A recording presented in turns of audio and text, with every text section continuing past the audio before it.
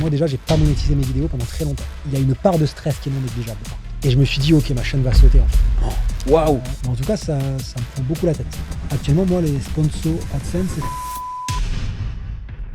Et bienvenue dans Créateur Entrepreneur, le podcast où on interviewe des créateurs de contenu qui viennent nous raconter leur parcours, parler de leur expérience et de leur aventure entrepreneuriale. Aujourd'hui, j'ai le plaisir d'accueillir Cyplay. Donc pour commencer, Cyplay, est-ce que tu peux me raconter qui tu es pour ceux qui te connaissent et ceux qui ne te connaîtraient pas? Et après ça, comment est-ce que tu en es venu à créer du contenu? ouais, c'est large. Moi, je m'appelle Simon. J'ai une chaîne YouTube depuis 2017. Donc une chaîne YouTube sur laquelle le format phare, c'est l'analyse de personnages. Donc et l'univers phare, c'est, Kaamelott. Après, il y a eu d'autres univers du coup, qui sont arrivés sur la chaîne, toujours des univers qui sont dans la pop culture et donc je me suis lancé en 2017. Donc moi, à la base, je suis éducateur spécialisé, donc rien à voir avec le milieu, internet, audiovisuel ou quoi que ce soit, quoi et je me suis lancé, là-dessus par pur, loisir, quoi, sans imaginer qu'un jour ce serait, mon travail. Et je sais pas jusqu'où je dois aller dans ta question, Non, donc t'inquiète, on va y revenir après. Mais du coup, tu m'as donné une perche, tu es éducateur spécialisé. En fait, tu fais quoi? Tu fais brevet, bac, et ensuite tu as une tu veux le formation? parcours, Ouais, je repars OK. là-dessus, du coup, vu que tu OK, me. OK. Moi, après donc j'ai passé mon BAFA pendant le bac, donc Ok. animateur. Donc j'ai fait des centres de loisirs, des colonies de vacances, ce genre de choses. C'est en étant animateur que j'ai eu envie de faire éducateur spécialisé, donc du coup aller bosser en foyer avec des jeunes.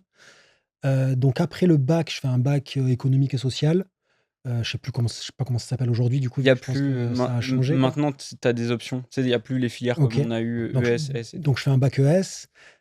Derrière, je pars à Montpellier, pour faire donc j'ai fait un double cursus, en fait, à Montpellier. J'ai fait d'un côté une prépa carrière sociale pour préparer les concours, parce que Fonction publique? la formation d'éducateur spécialisé, donc c'est sur concours que tu rentres. Ok. Et à côté, je faisais, une fac de théâtre, art du spectacle, parcours théâtre. Tout simplement parce que, la prépa était payante et moi, le fait d'être à la fac, me permettait d'avoir une cité 1, me permettait d'avoir une bourse et me permettait de pas rester chez mes parents, du coup, et de pouvoir partir à Montpellier. Donc j'ai fait les et mon plan de secours, en gros, si j'avais pas les concours, d'éduc, vu qu'en fait, éduc, ce qui est dur, c'est de rentrer en formation. Après, une fois que tu es dedans, en général, ça va, mais rentrer, il y a beaucoup de monde, en fait, qui veulent y aller. Et donc mon plan de secours, c'était prof de théâtre. En mode, Ok. je me suis dit: Dans le pire des cas, j'aurai un petit diplôme en théâtre. Ça me permettra de postuler dans des endroits pour, avoir quelque chose à faire, quoi». Et j'ai eu mon concours, d'éduc, je suis rentré en formation. J'ai fait 3 ans de formation, du coup, à Albi, Ok. où je vis toujours. Et derrière, j'ai exercé, du coup, pendant quelques années et pendant que j'étais éducateur spécialisé, du coup, j'étais en CDI à ce moment-là. J'ai créé ma chaîne YouTube parce que j'avais besoin d'un endroit, j'avais besoin d'un lieu d'expression pour moi, quoi. C'est-à-dire mon boulot, c'était quand même d'être, au service des autres toute la journée, quoi. Et au bout d'un moment, j'ai senti, moi, que j'avais besoin d'avoir un lieu pour que moi, je parle de ce que j'ai envie et donc du coup, j'ai créé cette chaîne, le 31 août 2017 et j'ai fait du let's play pendant un temps. Ah, J'ai passé 2 mois et demi à faire des let's play parce qu'en fait, j'avais jamais, monté une vidéo de ma vie. ok. Donc en fait, je m'étais dit, «C'est quoi le plus simple à faire pour apprendre?» Donc je suis parti sur des let's play. J'ai monté mes premières vidéos sur Movie Maker. Ouais, Donc je connais, ouais. voilà, donc de quoi faire des films de famille, sympathiques, mais pas des vidéos YouTube et je continue ou tu Non, veux non, OK. vas-y, hein, si jamais tu vois que ça. Et en fait, je savais que je voulais pas faire du let's play, tout le temps, quoi. C'était sympathique à faire, mais c'était pas un truc dans lequel je m'éclatais, quoi. C'était juste, ça me faisait un loisir, quoi. J'aimais bien le fait de de revoir un peu mes games et de monter derrière. J'apprenais des trucs très basiques, mais j'étais déjà très content de faire ça. Et un jour, c'est en rematant du coup, une énième fois, Kaamelott que, je me dis: «Mais quand même, faudrait quand même que je enfin, ça vaudrait le coup d'avoir qu'il y ait une vidéo sur Perceval qui existe quand même pour, parce que j'avais un peu en tête ce que les gens pensaient du personnage. Je me disais: «Ah, ça pourrait être marrant quand même de faire un truc pour, juste pointer les trucs un peu plus subtils que ce qu'on peut voir au premier visionnage, quoi». Et en plus, en me disant ça, je me rends compte que ça fait quand même des années que j'hésitais à me lancer sur YouTube et que souvent j'y pensais quand je regardais certaines séries ou certains films, et Kaamelott en faisait partie du coup. Ça faisait partie des œuvres sur lesquelles ou quand je me parce que je suis du genre à remater les trucs que j'aime, je regarde des nouvelles choses aussi, mais il y a pas mal d'œuvres comme ça que j'aime bien me refaire régulièrement, et je sais que Kaamelott, à chaque fois que je me le rematais, je me disais: «Ah, ça serait cool quand même de faire, un truc dessus, quoi». Je trouve que ça méritait, quoi. Et donc il y a un jour, en novembre, donc ouais, 2 mois et quelques après que je me suis lancé, j'ai écrit, tourné, monté une vidéo dans la journée et puis je l'ai mis en ligne. Et c'est l'épisode pilote de l'analyse de personnage du coup, Qui est heu, toujours en ligne? qui est toujours en ligne. Ouais. Donc c'est un peu dommage que des gens me découvrent avec ça, parce que déjà elle est montée avec Movie Maker, donc c'est une catastrophe. C'est une époque où j'avais beaucoup moins confiance, en ma manière d'écrire. Donc c'est une époque où je crois que la vidéo doit faire 8 minutes, et en gros, il doit y avoir, 10 ou 12 phrases de moi dans la vidéo, et c'est beaucoup d'extraits. Je pense que quand j'ai commencé, il y avait peut-être 3/4 d'extraits de Kaamelott et 1/4 de moi qui parle. Alors qu'aujourd'hui, on est plutôt sur du 80 de moi qui parle et 20 d'extraits. Mais pour moi, c'est ça qui marque le début de mon aventure YouTube, en tout cas. Le 31 août, c'est la création de la chaîne. Le 5 novembre, c'est la première vraie vidéo, même si, c'est une vidéo, qui paye pas de mine. Elle a eu droit à des versions 2.0, derrière, quoi. Et donc je fais ça pendant un temps. Donc je fais quelques épisodes pilotes de l'analyse de personnages. En parallèle, je tente d'autres formats qui sont plus sur la chaîne aujourd'hui, mais j'ai tenté d'autres trucs à cette époque-là. Et je suis quand même monté à 5 000 abonnés avec Movie Maker. Ce qui est une belle Ce qui performance. est une belle perf. Parce que vraiment, quand je revois les vidéos, je me dis: «Oh là là, c'est une catastrophe». Et je crois que vers, 3-4 mois après, du coup, je suis passé sur Adobe Premiere, du coup, en me disant: «Bon là, il serait OK. peut-être temps de passer sur un vrai logiciel de montage». Donc j'ai bouffé des tutos, j'ai appris un peu des trucs, et je me suis rendu compte que c'était beaucoup plus plaisant, du coup, de monter quelque chose avec un vrai outil fait pour ça. Et ensuite ça s'est enchaîné. J'ai passé presque 2 ans, un peu plus de 2 ans. Ouais, je dirais 2 grosses années à faire ça en parallèle de mon taf d'éduc. Donc j'avais 2 boulots à temps plein concrètement, parce que j'y passais beaucoup, beaucoup de temps. Je passais tout mon temps libre en fait sur YouTube. OK. Heu, donc voilà. Et 2019, j'arrête de faire, alors il y a eu des petites, je continue là encore ou tu as des trucs à Non, OK. non, beh, si tu Il y veux, a il y vas-y, a hein. parce qu'en fait, j'étais en CDI à ce moment-là. Moi, j'ai fait beaucoup de remplacements en tant qu'éduc. Quand tu es éduc, en fait, c'est compliqué de trouver un CDI, mais c'est pas compliqué de bosser. C'est-à-dire, il y a beaucoup de travail, mais Ouais. c'est souvent des tafs en remplacement, donc c'est pas du tout stable. Et donc moi, j'ai fait remplaçant pendant très longtemps, et puis j'ai trouvé un CDI, et il se trouve que le CDI que j'ai trouvé, c'est peut-être la boîte où j'ai le moins aimé bosser, c'est là où j'ai eu un CDI, quoi. Mais à Ouais, cette bah, il y époque-là, a peut-être une raison pour voilà, laquelle il y avait un CDI, voilà, donc à pourvoir. et effectivement, là, moi, j'ai passé 2 ans et demi là-bas. Et un jour, du coup, j'ai créé ma chaîne là-bas, quand même, parce que du OK. coup, Ouais, j'avais besoin justement d'un truc, où je m'épanouissais davantage. Donc c'est l'avantage aussi d'être passé par là-bas quand même. Et mal hem pour un bien. et il y a eu un jour où j'ai décidé de démissionner du coup, OK. heu, mais pas pour me lancer direct sur YouTube, parce que moi déjà, j'ai pas monétisé mes vidéos pendant très longtemps. Moi, Pourquoi? pendant 1 an et demi, je n'ai pas monétisé mes vidéos, parce que j'estimais que mon travail était pas enfin, c'était comme si j'avais pas assez, confiance en ce que je faisais pour dire: «Ça mérite d'être rémunéré». Donc moi, OK. j'ai fin 2017, tout 2018, j'ai pas monétisé mes vidéos Kaamelott, et j'ai commencé à les monétiser début 2019 quand j'ai commencé à montrer ma tête.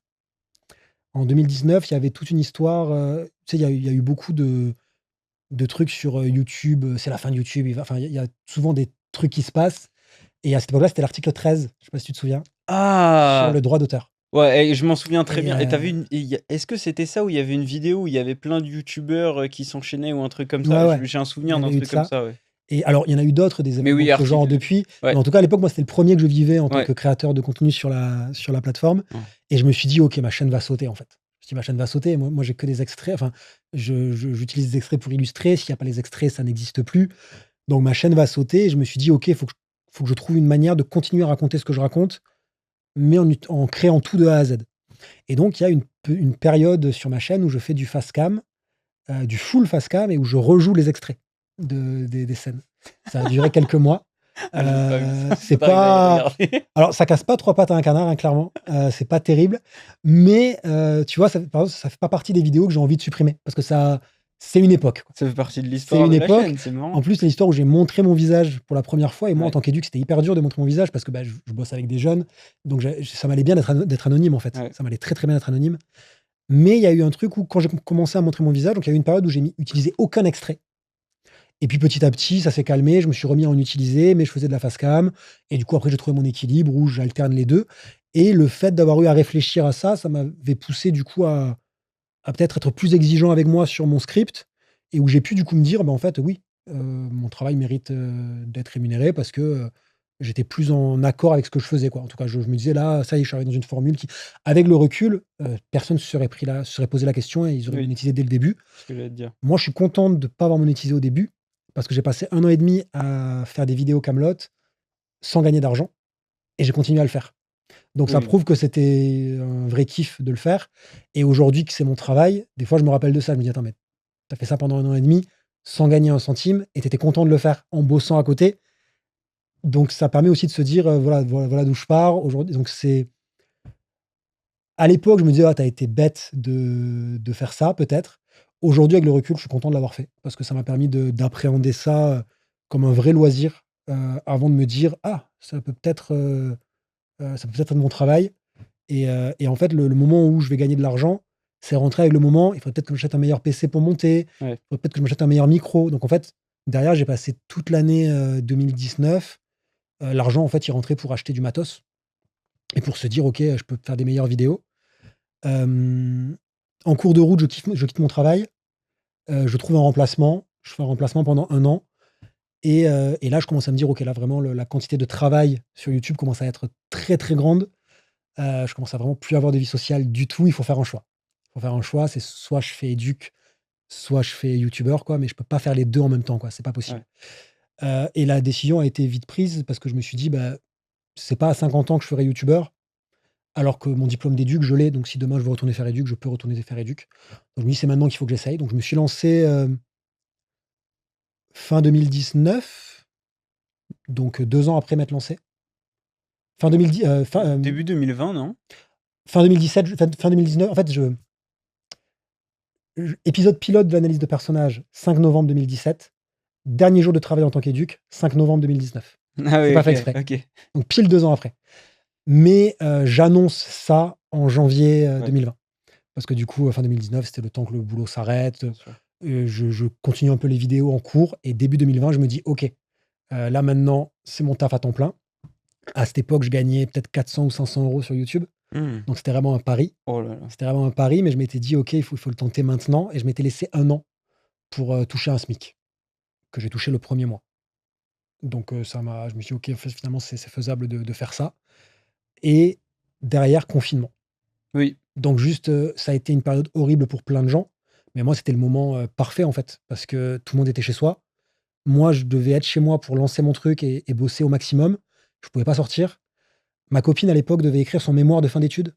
OK. Donc nous, on a passé 2 mois de confinement à moi faire des vidéos, elle écrire son mémoire, Pour vous, c'était tout mais bénef? c'était parfait, en fait. On a Ouais. on a pu vraiment se lancer comme ça et en fait, ce qui fait que, donc je me lance, janvier 2020, du coup, je crois que j'ai 60 000 abonnés et juin, juillet, j'ai 100 000 abonnés, quoi.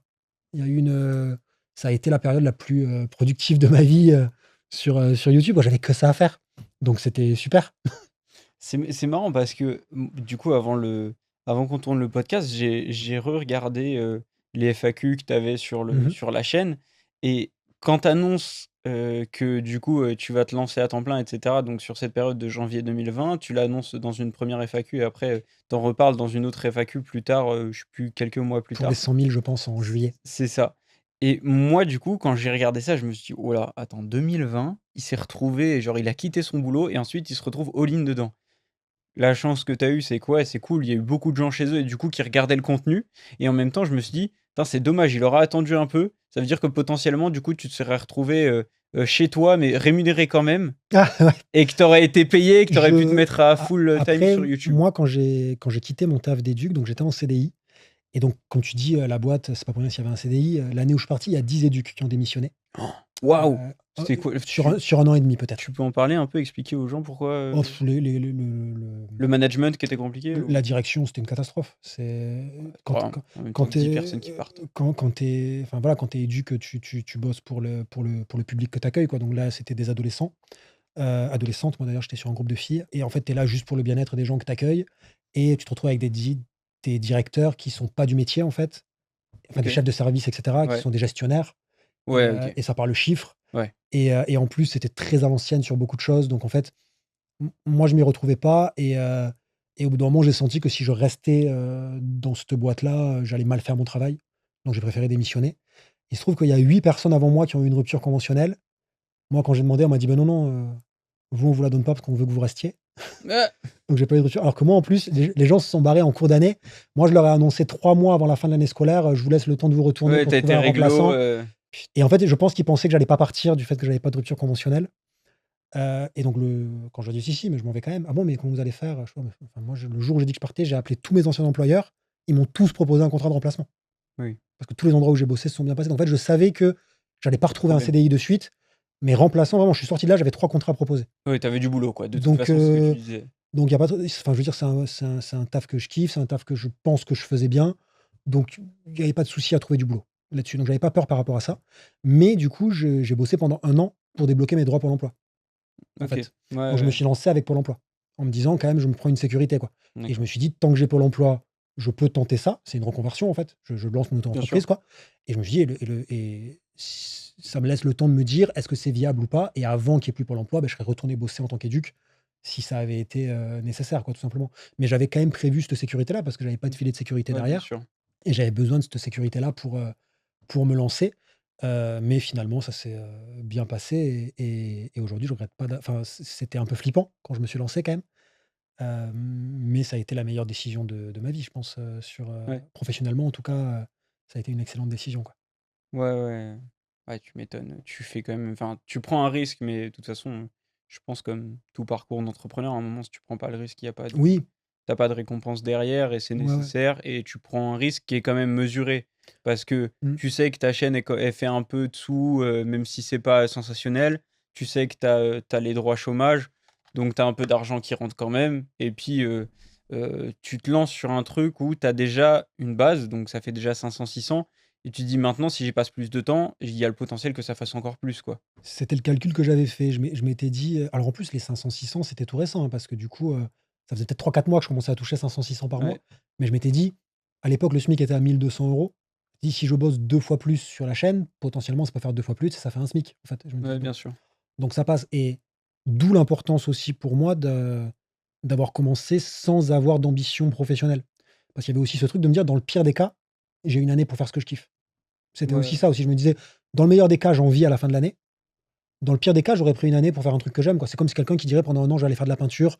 Pendant 1 an, je vais aller faire du théâtre. Pendant» Où tu fais un tour du monde, c'est le truc que tu tu vois? entends le plus, tu vois? Voilà, tu vois? Moi, au pire, j'aurais passé 1 an à faire des vidéos, enfin, à mater des films et des séries. Je veux dire, Merde alors. ça reste quand même chouette, quoi, tu vois? Je veux dire donc et c'est aussi ça, j'avais 27 ans. Je me suis dit: «Si je le fais pas maintenant», moi, j'étais parti directement dans les études après le bac. J'avais enchaîné. Derrière, après la formation, j'avais eu du taf direct, donc Ouais, donc j'avais tu bosses. enfin moi, avant de me lancer sur YouTube, sur, 5 ans d'EduxP, j'ai passé moins d'un mois au chômage. Alors que j'ai eu que 2 ans et demi de trucs, donc je me suis dit: «Bah, dans le pire des cas, voilà, c'est une année pour kiffer dans le pire des cas» et finalement, c'était le bon pari, quoi. Ouais, c'est sûr et sur les 500 et 600 € dont tu parlais, c'est que de l'AdSense? Parce qu'il me semble Ouais, qu'à l'époque, tu avais Utip et peut-être oui, Patreon ou un truc du genre. et Tipeee aussi, où il y avait des dons Voilà aussi. Il y avait des dons aussi. et du coup, ça tu te souviens un peu de Oh, ce que ça représentait? Parce que je me souviens justement dans les FAQ que j'ai regardé, je me souviens qu'à un moment tu le mentionnes rapidement en disant: «Bah, voilà, je me mets à temps plein donc maintenant, vos dons ils serviront plus uniquement à acheter du matériel, mais aussi à me rémunérer mais et à payer le mais loyer». parce qu'à une époque, il y avait beaucoup plus de dons, sur internet. Ouais, Je le mettais aussi beaucoup plus en avant à l'époque, ouais, parce que c'était l'une de mes seules sources de revenus. Aujourd'hui, c'est beaucoup plus dérisoire du coup la partie don. Mais à l'époque, par contre, ouais, ouais, ça avait, contribué. Je crois que ça avait payé un tiers de mon PC de l'époque, tu vois, par exemple. ouais, quand même, Des hein. trucs comme ça m'avait payé un micro. C'est des trucs où, ça permettait juste de se dire, c'est des gens qui me regardent, qui donnent cet argent-là, donc pour moi, c'était normal de tout dépenser, dans la chaîne. Tu rends l'argent aux Vu que abonnés. c'était pas mon travail en plus à cette époque-là, donc Oui, il y avait pas le truc de, aujourd'hui tout se mélange un peu, tu vois? Parce qu'en fait, c'est l'argent pour vivre, c'est l'argent pour le matos, c'est l'argent pour tout en fait. Tu vois, c'est bête, mais aujourd'hui, il y a une licence, pour le logiciel de montage, il y a une licence pour la musique, il y a une enfin, donc l'argent, c'est difficile de compter, l'argent de Tipeee va servir à ça. En fait, il y a de l'argent qui rentre, il y a non, une non, partie qui ouais. sert pour la chaîne, il y a une partie qui sert à vivre, il y a une partie que tu investis pour d'autres projets. Je pense aux interviews, par exemple, que j'ai pu faire sur la chaîne, ce genre de choses. Donc, à l'époque, en tout cas, ouais, c'était les dons, ça représentait peut-être, 1/4 de ce que je gagnais, Ah quand même, hein? ouais, 1/4 ou peut-être un tiers même, Ouais. facile. Mais après je pense que tu as raison sur un truc de à l'époque, c'était bien plus courant sur YouTube. Maintenant où la plupart des créateurs se reposent beaucoup plus sur juste l'AdSense, les OP Il y a eu et tu as aussi, beaucoup moins de mécanique de dons. moi, je suis chez Tipeee aussi et Ouais. il y avait eu une grosse polémique avec Tipeee à une époque et il y avait beaucoup de gens qui avaient quitté la plateforme. Ah ouais? Et pareil, j'avais eu Utip aussi pendant un temps, Ouais, qui s'est cassé la qui a gueule, fermé. alors que c'était plutôt un bon truc justement. Est-ce que tu peux expliquer un peu le parce qu'il y avait une partie dons sur YouTube, Ouais, mais il y avait un truc intéressant. Utip, il y avait une partie don et puis les gens pouvaient aussi mater des pubs qui te rémunéraient en fait. C'est-à-dire qu'ils allaient dessus et c'était super pour les enfin, moi à l'époque, je mettais beaucoup plus en avant, Tipeee et il y avait beaucoup de gens qui me disaient: «Ah, j'aimerais beaucoup donner, mais j'ai pas les moyens». Beh, évidemment que si tu pas les moyens, donne pas en fait, je veux dire, Oui, garde l'argent pour toi. bien sûr. Le principe des dons sur internet, c'est, si tu as de l'argent en trop, en gros, fais plaisir à quelqu'un dont tu kiffes le contenu, quoi. Mais, mais du coup, c'était pour ces gens-là. Tu pouvais aller sur Utip, tu matais 3 pubs et ça rapportait 15 centimes au créateur. C'est pas grand-chose, mais s'il y a 100 personnes qui se mettent à le faire, enfin, tu vois, petit à petit, ça faisait un complément et du coup, le système était plutôt chouette. Ça faisait sortir quelques dizaines d'euros, quoi. Mais c'était un truc qui aurait mérité d'être mais comme je le pensais, en fait, ça pouvait pas être rentable. Ouais, Je pense qu'ils se sont cassés la gueule parce que ça pouvait pas être rentable. c'est ça. Petit à petit, ça a rapporté de moins en moins d'argent et petit à petit, même moi, je le mettais plus en avant. Avant que ça se casse la gueule, je le mettais déjà beaucoup en avant parce que c'était en mode: «Les gars, perdez pas 5 minutes de votre temps pour me rapporter 3 centimes, quoi». C'est Tu vois? sûr. Je veux dire, si tu utilises, 1 minute 30 de ton temps pour me rapporter 20 centimes, ça peut avoir du sens pour des gens, tu vois? De se dire, «OK, tu représentes le truc». Tu passes 3 minutes à mater des pubs, ça va rapporter 3 centimes au créateur, tu as envie de dire: «Bah, Ouais, c'est pas la peine. je veux dire, les gars, enfin voilà, faites autre chose, quoi. Regardez mes vidéos, c'est aussi bien». Ouais, mais c'était une tentative intéressante à l'époque. C Quand le truc était sorti, le moi je m'étais dit: «Ah ouais, ça change quoi». L'idée était super, ça permet enfin, c'était un vrai coup de pouce pour les petits créateurs et c'était un vrai truc qui faisait que les abonnés pouvaient se sentir impliqués, en fait et Oui. même les gens qui avaient pas les moyens pouvaient se dire: «OK, je participe un peu, à ma hauteur, quoi» et ça, c'était cool et ça, c'était très, très cool. Donc l'idée était super, la réalité a fait que c'était pas vraiment viable sur le long terme, je pense. Ouais, ouais, ouais. Du coup, je reviens, là où on s'est arrêté dans l'historique. Donc tu, tu quittes ton job, il y a le covid, confinement et tout avec une belle explosion à ce moment-là. Donc là, tu sais que tu retourneras pas, sur un boulot classique? En fait, moi, il y a eu plusieurs moments, d'explosion un peu sur la chaîne. Ouais, Déjà, quand je montre mon visage en début 2019, quelques jours après, le film Kaamelott premier volet est annoncé. OK. Alors que ça fait des années moi, pour la petite anecdote, ma deuxième vidéo, c'est une vidéo sur Bohort et à la fin de la vidéo, donc on est en 2017, la série est terminée depuis 8 ans et je dis un truc du style, «Le film Kaamelott n'a jamais été aussi proche» et je me prends une avalanche de commentaires «Non mais gros, le film Kaamelott, il va jamais sortir». Parce que même moi, à l'époque, j'y croyais déjà plus trop. Je me Ouais, disais: «Il sortira jamais», mais je m'étais dit: «Vas-y, j'ai envie d'y croire», tu vois? Je veux dire, je de fais une vidéo participer au dessus, truc. j'ai envie de participer au truc, je vais y croire, quoi, tu vois, que ça va sortir. Début 2019, je monte ma tête, 2 jours après, le film est annoncé. Je fais: «Oh». Donc déjà, ça relance un peu de l'intérêt de plein de gens. 2020, je me lance à temps plein. Quelques jours après, le premier teaser sort. Le teaser sort juste avant que je fasse ma FAQ pour annoncer que je me lance à temps plein sur YouTube. Donc pareil, ça relance un peu de l'intérêt. Donc il y a tout ça, en fait, qui fait que, enfin, quand je réfléchis, j'ai quand même pas mal de chance sur les timings, en fait. Des fois, je me dis: «J'aurais dû me lancer plus tôt», mais sur les timings, j'ai quand même pas mal de chance sur Ouais, comment ça s'est fait. Parce que et pareil, j'ai aussi eu la aujourd'hui, des gens me diraient: «Ouais, tu fais du Kaamelott, c'est facile, tu t'es lancé dessus parce qu'il y avait un filon à prendre». mmh, Moi, je me suis lancé sur Kaamelott, personne parlait de Kaamelott sur YouTube. Il y avait 2 vidéos sur Kaamelott sur YouTube et j'avais choisi cet univers-là justement en me disant: «Ça fera pas beaucoup de vues, je prends pas trop de risques». Je m'étais dit justement: «C'est une vieille série, ça intéressera pas grand monde. Je fais ça, si je fais 1 000 ou 2 000 vues, je suis super content. Je vais rassembler quelques fans du truc» et après j'ai découvert tous les groupes, tous les trucs, toute la communauté en fait, mais j'étais très loin de ça, en fait, je savais pas du tout que ça allait prendre cette ampleur-là. Et j'ai eu la chance, du coup, d'être positionné là-dessus quand c'est redevenu d'actualité. Ouais. Parce que j'en parlais déjà. Au moment où ça a été annoncé, plein de gens se sont lancés parce qu'ils se sont dit: «Il y a un filon à prendre». Et il y en a aucun qui a survécu, en fait, parce que c'est des mecs. Tu les as tous zigouillés, c'est ça? Non, c'est juste qu'en tout cas, moi, quand je regardais leurs vidéos, je sentais que c'était des gens qui avaient senti un filon et je pense que la communauté l'a senti aussi, pour beaucoup. Et donc entre ceux, qui sont là, mais qui ont pas grand chose à raconter dessus parce que juste ils se disent, «C'est un filon à prendre», et ceux qui plagient mot pour mot mes vidéos, sur la durée, ça peut pas marcher, quoi, concrètement. Ouais. Et après, par contre, il y a des créateurs qui parlent d'autres choses, qui en parlent de manière ponctuelle, et là, tu repères ceux qui aiment la série et qui font des trucs hyper intéressants, et c'est hyper chouette, du coup, des fois, de voir des gros créateurs parler de ça, parce que tu dis: «C'est cool, ça met un coup de projecteur sur l'œuvre», et tu repères aussi les gros créateurs qui en parlent parce que c'est le moment d'en parler et qu'il faut en parler. Mais tu sens aussi qu'il y a des gros créateurs qui s'autorisent d'en parler de temps en temps, et ça fait un peu de nouveaux trucs, quoi. C'est un nouveau, c'est un Ouais, temps frais, et bah, ça cetera. envoie un: C'est un «Putain, nouvel il œil. il en a parlé comme ça, moi j'aurais pas pensé à en parler comme Ouais. ça, c'est chouette», donc ça c'est cool. Tu arrives à un moment. Oui, parce que du coup, j'ai pas répondu à ta question. Je crois que tu m'avais posé une question et j'ai Ouais, ouais, j'ai je j'ai fait disais, en fait, un. j'y revenais sur le fil de, une fois que tu en gros, une fois que le covid arrive, que tu vois que ça fonctionne mieux, que tu peux te lancer, et cetera. Je t'ai dit: «Tu as eu une grosse explosion». C'est là où tu m'as parlé de cette notion de timing qui, mine de rien, dans ta chaîne a été importante, que Ouais, tu as été, au bon endroit au bon moment, ouais. à plusieurs reprises. Et en fait, depuis ce moment-là, depuis ce confinement, tu continues le contenu en continu jusqu'ici. Qu'est-ce qui a changé entre ce moment-là et aujourd'hui? Parce que il y a quoi? Il y a 5 ans d'écart? En fait, j'ai réalisé il y a pas longtemps, j'ai passé plus de temps youtubeur à temps plein qu'éducateur spécialisé à temps plein. Ça y est. C'est-à-dire que vu que je me suis lancé, en 2020, ça fait 5 ans et demi là, et j'ai été EduxP pendant un peu moins de 5 ans et demi. Donc j'ai passé plus de temps là à faire des vidéos sur YouTube à temps plein, C'est fou, et hein? si tu comptes les 2 ans où j'ai fait les 2 en même temps, j'ai passé beaucoup plus de temps à faire des vidéos, Ouais, bien sûr. qu'éducateur. Il y a eu plein de phases, ça serait compliqué là de te résumer ça parce qu'il y a eu plein de périodes et plein d'époques. En plus, c'est quand même un boulot où il y a beaucoup d'insécurité, et moi je suis d'un naturel assez anxieux, donc l'insécurité, c'est pas trop pour moi à la base. Ouais. Mais il y a un équilibre, assez sympa à trouver entre insécurité et liberté, en fait. Alors pas liberté en mode, tu vois, je suis pas un digital nomade, quoi, tu vois? Je me barre pas avec mon petit PC pour, bosser, à droite à gauche, quoi, tu vois? Je veux dire, c'est pas ce délire-là. Mais juste liberté de se lever le matin et de se dire, sur quoi j'ai envie de travailler, Mmh. de quoi j'ai envie de parler, et quelle direction j'ai envie de faire prendre à ce que je crée sur internet. Ça, c'est chouette. Hein, il y a aussi une réalité qui fait que, ça prend du temps. Donc quand tu te lances sur un projet, bah, autant quand je choisis un sujet, je suis content de me lancer sur ce sujet-là. Il y a des phases de création où c'est génial et je me dis: «Ah, je suis payé pour faire ça, c'est fou».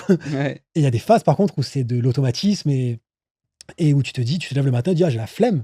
J'ai vraiment la flemme parce que là, je vais faire en fait, c'est un boulot où tu as des journées, cool, pas en termes d'amplitude horaire, mais en termes de charge de travail, parce qu'en fait, c'est un truc que je ferais même si j'étais pas payé, je pense, tu vois? Donc en tout cas, je l'ai fait pendant très longtemps Oui, sans c'est être ça. payé, et je pense que si demain ça se cassait la figure vraiment et que je devais reprendre un taf salarié à un rythme beaucoup plus tranquille, mais je continuerais à faire des vidéos à côté, je pense, même si ça me rapportait pas d'argent, tu vois? J'en ferais beaucoup moins, je pense, Mmh. par contre, parce que je le ferais beaucoup plus, hem, Par envie. ouais, que par loisir, quoi. Et la vie fait que j'ai de moins en moins de temps de loisirs, donc du coup, ça serait peut-être plus compliqué de trouver le temps, quoi, mais, hem, mais du coup, j'ai déjà perdu ta question. Ça va arriver souvent pour mon podcast, Ouais, hein. mais y a pas de Ça va problème. arriver souvent. C'est justement, là, on avance sur cette année 2020.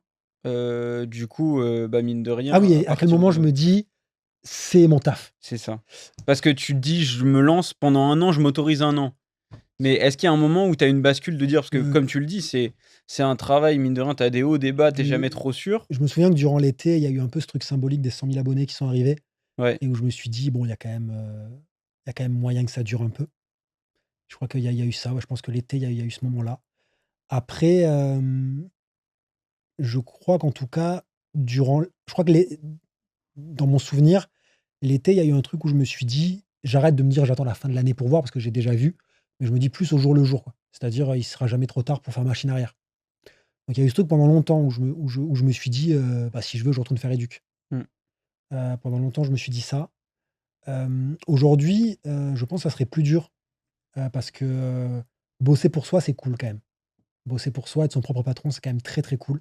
Comme je dis, hein, il y a une grosse part d'insécurité, il y a une grosse part de stress et il y a des soucis que je m'épargnerais bien, clairement, mais c'est chouette. Parce que moi, clairement, dans mon boulot d'éduc, le seul souci que j'ai eu partout, c'était la direction. Ouais. J'ai toujours eu du mal avec la hiérarchie, je pense, et alors j'ai eu des chefs avec qui ça s'est très, très bien passé, qui étaient éduques à la base, souvent aussi, donc ça joue aussi, je pense qu'on se comprenait un peu mieux. Mais tu vois, typiquement, la ma dernière directrice, du coup, en CDI, vraiment, ça passait pas du tout, mais du tout, du tout, du tout, du tout. Pour la petite anecdote, les gens qui regardaient mon contenu à l'époque et qui ont vu ma vidéo sur Dolores Ombrage, heu, je pense à ma chef de l'époque en écrivant cette vidéo. Ah ouais? Vraiment. C'est une époque où, quand je disais que j'avais besoin d'un moyen d'un lieu d'expression, il y a beaucoup d'analyses de personnages de cette époque-là où en fait je pense à quelqu'un que je connais, soit que j'apprécie, soit que j'apprécie pas. D'accord. Et le jour où je fais et en fait, c'est un jour vraiment ma chef m'avait gonflé sur des trucs, mais vraiment c'était compliqué de bosser avec elle vraiment. Et en plus, autant il y a des gens avec qui dans le boulot où je peux dire que ça n'accrochait pas et ça arrive de pas accrocher, Oui, mais c'est normal. autant elle, elle était incompétente, vraiment. OK. Vraiment, elle était incompétente et en fait, je me souviens, je rentre chez moi après une journée, compliquée et je me dis: «Vas-y, de quoi je parle?» Et je me mets à écrire sur Dolores Ombrage et je me dis: «Waouh, vas-y, allez». Et en fait, en l'écrivant, je me rends compte que j'ai même pas besoin d'aller chercher à côté, c'est la même. C'est la même sur plein Ouais. d'aspects et donc du coup, ça a été un défouloir. Mais à côté de ça, derrière, je fais 1 an de remplacement et j'ai une chef de service avec qui ça se passe hyper bien et à la fin, je me souviens aller la voir pour lui annoncer du coup mon projet, que je m'en vais. En gros, j'avais un contrat qui était renouvelé tous les mois parce que je remplaçais quelqu'un D'accord. et la personne, du coup, tous les mois, son arrêt maladie se remettait. Donc tous les mois, en fait, mon contrat se renouvelait et à la fin d'un mois, du coup, enfin, quand je prends le mois de plus, je lui dis: «Bah, je vous préviens maintenant, le mois d'après, je prendrai pas le prochain contrat, je vous laisse 1 mois pour trouver quelqu'un d'autre, mais le mois d'après». Elle me dit: «Ah pourquoi?» Et on a passé 1 heure et demie à parler de mon projet, Trop YouTube, quoi. bien. Et elle était en mode: «Mais je vous comprends tellement, à votre âge, je ferais pareil» et cetera et tout, tu vois? Et c'est des gens, du coup, qui sont très éloignés de YouTube, Mmh. mais où il y avait quelque chose d'humain, où ça collait bien, quoi. Donc je sais pas pourquoi je parlais de ça à la base. Ah oui, et du coup, la hiérarchie. Et donc là, j'ai passé 1 mois où j'ai eu aucun souci avec ma hiérarchie. Ouais, Mais juste le fait de savoir que ça peut mal se passer avec la hiérarchie et que, bah, concrètement, tu dois te taire, hein, si jamais enfin, c'est toi qui as tort vu que c'est lui qui te paye. c'est ça. Bah, le fait de bosser pour moi aujourd'hui, tu vois, peut-être que demain YouTube ça s'arrêtera, j'en sais rien. Mais je pense qu'avant d'aller rechercher un taf salarié, je réfléchirais quand même à: «Est-ce que je peux pas faire autre chose où je suis mon propre patron?» Tu Ouais. vois? Parce que c'est quand même très, très chouette. Si possible avec un truc créatif, parce que c'est ce qui me fait le plus kiffer, mais dans la partie très pratico-pratique et concrète du taf, être son propre patron, c'est génial. Ouais, Moi, en tout cas, ça me plaît.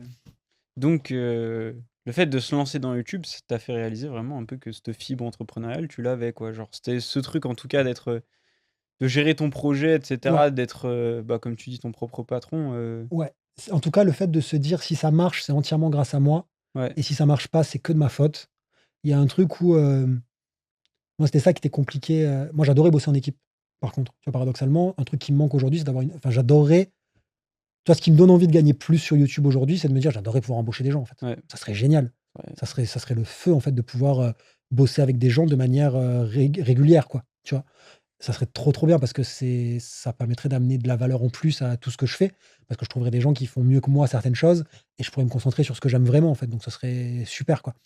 Mais du coup, ouais, le truc en tout cas de décider le projet, de le mener de A à Z et à la fin de voir si ça marche, si ça marche pas et de pouvoir se dire: «OK, bah, vu que ça la prochaine fois peut-être que ça je vais le faire différemment. Ah ça c'est cool, on garde». Ça c'est quand même assez chouette.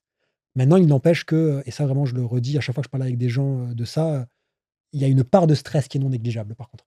En tant qu'éduc, il y avait ça où le boulot était beaucoup plus difficile en termes de charge mentale aussi. Psychologiquement, c'était un boulot qui était dur. Et qui était aussi très satisfaisant sur plein d'aspects ouais, et que j'aimais profondément faire. Mais tu rentres chez toi, tu sais que tu vas toucher ton salaire à la fin du mois, quoi. Il y a pas de tu es en arrêt maladie, tu vas toucher ton salaire à la fin du mois, tu vois? Il y a des ouais, trucs comme ça où tu as le droit d'être malade, tu as des vacances, tu es en vacances. Tu es en week-end, tu es en week-end. Ça, c'est moi, j'ai mis un temps fou à me prendre des week-ends sur YouTube. C'est depuis que je suis papa que je me prends des week-ends sur YouTube. mmh, Avant ça, c'était du, 24 heures sur 24, allez 6 jours sur 7 des fois, mais 7 jours sur 7 la plupart du temps, quoi. Et donc il y a la discipline est dure à trouver, je trouve. Surtout quand tu aimes ce que tu fais, tu peux très vite tomber dans le piège de: «Je fais ça tout le temps», parce que vu que tu kiffes, tu fais ça tout le temps. Sauf qu'au bout d'un moment, ça reste du travail et donc du coup, il y a de la fatigue, il y a besoin de voir des gens, il y a besoin de faire autre chose, il y a besoin de s'aérer l'esprit et de plus en plus, je vois que le moment, où tu laisses reposer, il est hyper important. C'est pour bien repartir derrière, quoi. Ouais, mais c'est la maturité qui vient, avec le temps et t'apprends apprends, comme tu apprends en tant qu'entrepreneur ou que personne à ton compte, tu apprends à gérer certains aspects concrets, on va dire. Je sais pas, je prends l'exemple de l'écriture ou un truc, comme ça sur lequel tu vas progresser. Bah, il y a aussi la gestion de ton temps, de gestion du repos et cetera et puis comme tu as dit, pour gérer aussi le perso à côté, qui avance, de pouvoir Mmh. trouver un équilibre dans tout ça. Il y a un truc sur lequel, je voulais revenir, c'est très marrant parce que, bon, ça sent que tu es un ancien de YouTube. Oui. Notamment parce que tu parles, bon après le nombre d'abonnés, ça reste, une métrique que beaucoup de gens regardent, mais à ton époque, à l'époque où moi j'étais encore que viewer, c'était un truc qui était très important parce qu'en fait sur YouTube, quand les gens s'abonnaient, en fait, ils regardaient le flux d'abonnements. Mmh. Ça fonctionnait pas comme aujourd'hui Ouais, avec le système de ah, recommandation. la belle époque. C'est ça et il y a un autre aspect, c'est que tu parles beaucoup de formats. Alors bien sûr, on a Mmh. des formats et cetera, mais c'est un truc qui était bien plus typique, Oui, du YouTube d'à l'époque, par exemple, là, tu parlais de l'analyse de personnages, il y avait un autre, format que tu avais dans le genre sur des étrange créatures, créature. étranges créatures. C'est ça, où du coup, et en fait, ça se sent, ça se voit que du coup, tu as eu, en fait, tu as commencé dans un autre YouTube Mmh. qui avait d'autres codes et du coup, je voudrais bien un peu savoir comment est-ce que tu as parce que mine de rien, comme tu le dis, ça fait un moment que tu es sur YouTube, que tu crées du contenu et maintenant que tu en vis. Comment est-ce que tu as fait pour perdurer comme ça? Qu'est-ce qui a fait selon toi et quelles sont les phases par lesquelles tu as pu passer, on va dire vis-à-vis de la plateforme, des codes de la plateforme propre qui ont pu évoluer? Parce que tout à l'heure, quand tu as parlé de l'article 13, j'ai pris un choc mental, hein. Ça Ah, c'est faisait vieux, hein, très longtemps que j'avais pas entendu très parler de vieux ça, hein. et alors moi, en plus, je cite l'article 13 parce que je te dis des vagues de YouTube va mourir, il y en a tous les ans, en fait et tous les ans, il y a Il y a des une trucs de monétisation ouais, de aussi, mais ouais, ouais, bien monétisation, de sûr. lois qui passent dans un pays, Ça fait longtemps qu'on de en a pas eu quand même. et je pense aussi que moi, maintenant, j'y fais même plus gaffe. Parce qu'en fait, à une époque, l'article 13, aujourd'hui, j'en parle parce que c'est la première fois, en fait, où j'ai vu un truc arriver, où vraiment je me suis pris en pleine tête et je me dis: «Oh là là!» et tout et en fait, maintenant, quand il y a un nouveau truc qui arrive, je me dis: «Attends 3-4 Allez, mois, dans trois ouais, quatre mois, c'est abandonné, il passe à autre chose c'est ça. et on s'inquiétera quand ça sera en place, quoi». Maintenant, je suis vraiment là-dessus. Avant t et du coup, il y a toujours des gens qui anticipent le truc et c'est un boulot où il faut savoir anticiper, mais il faut apprendre à pas trop le faire non plus parce que ça avance tellement vite que, il faut aussi vivre avec le moment présent, quoi et donc du coup, comment j'ai avancé sur YouTube? Alors pareil, c'est, à une époque, j'aurais pas dit que c'était une chance, mais aujourd'hui, je considère que c'est une chance aussi. Tu regardes ma courbe d'abonnés, alors moi, je parle toujours d'abonnés parce qu'en fait, pour moi, ça représente quand même la part de personnes qui me découvrent.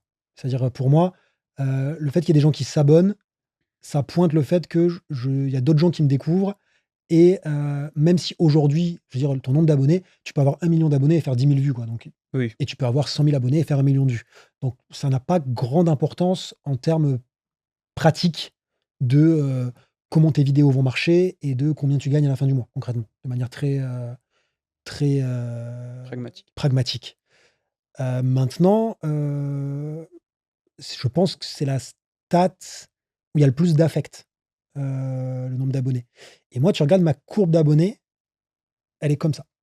C'est-à-dire que vraiment, tu la regardes sur les années, elle est comme ça. Il y a pas de gros pic à un moment. C'est resté régulier pendant, je disais 7 ans. Attends, 18-19-20-21. 7 ans, ouais, ça fait 7 ans et demi que ma courbe d'abonnés est à peu près alors il y a des années mieux que d'autres, tu vois? Clairement, il y a des années mieux que d'autres, mais si tu regardes la courbe je crois que dans YouTube Studio, à un moment, tu peux aller voir, C'est ce que je suis en train de vraiment taper. sur, depuis toujours et tu vois qu'il y a des endroits où il y en a plus que d'autres, mais ça a toujours monté de manière assez progressive et ce qui fait que j'ai l'impression que les changements, ils se sont faits de manière assez douce. En fait, c'était assez doux l'évolution. J'ai moi j'ai moi j'ai grandi avec mon contenu a grandi avec moi et la communauté a grandi aussi avec moi, en fait. Donc j'ai aussi la chance d'avoir une super communauté, quoi. J'ai une communauté qui est quand même, très bienveillante.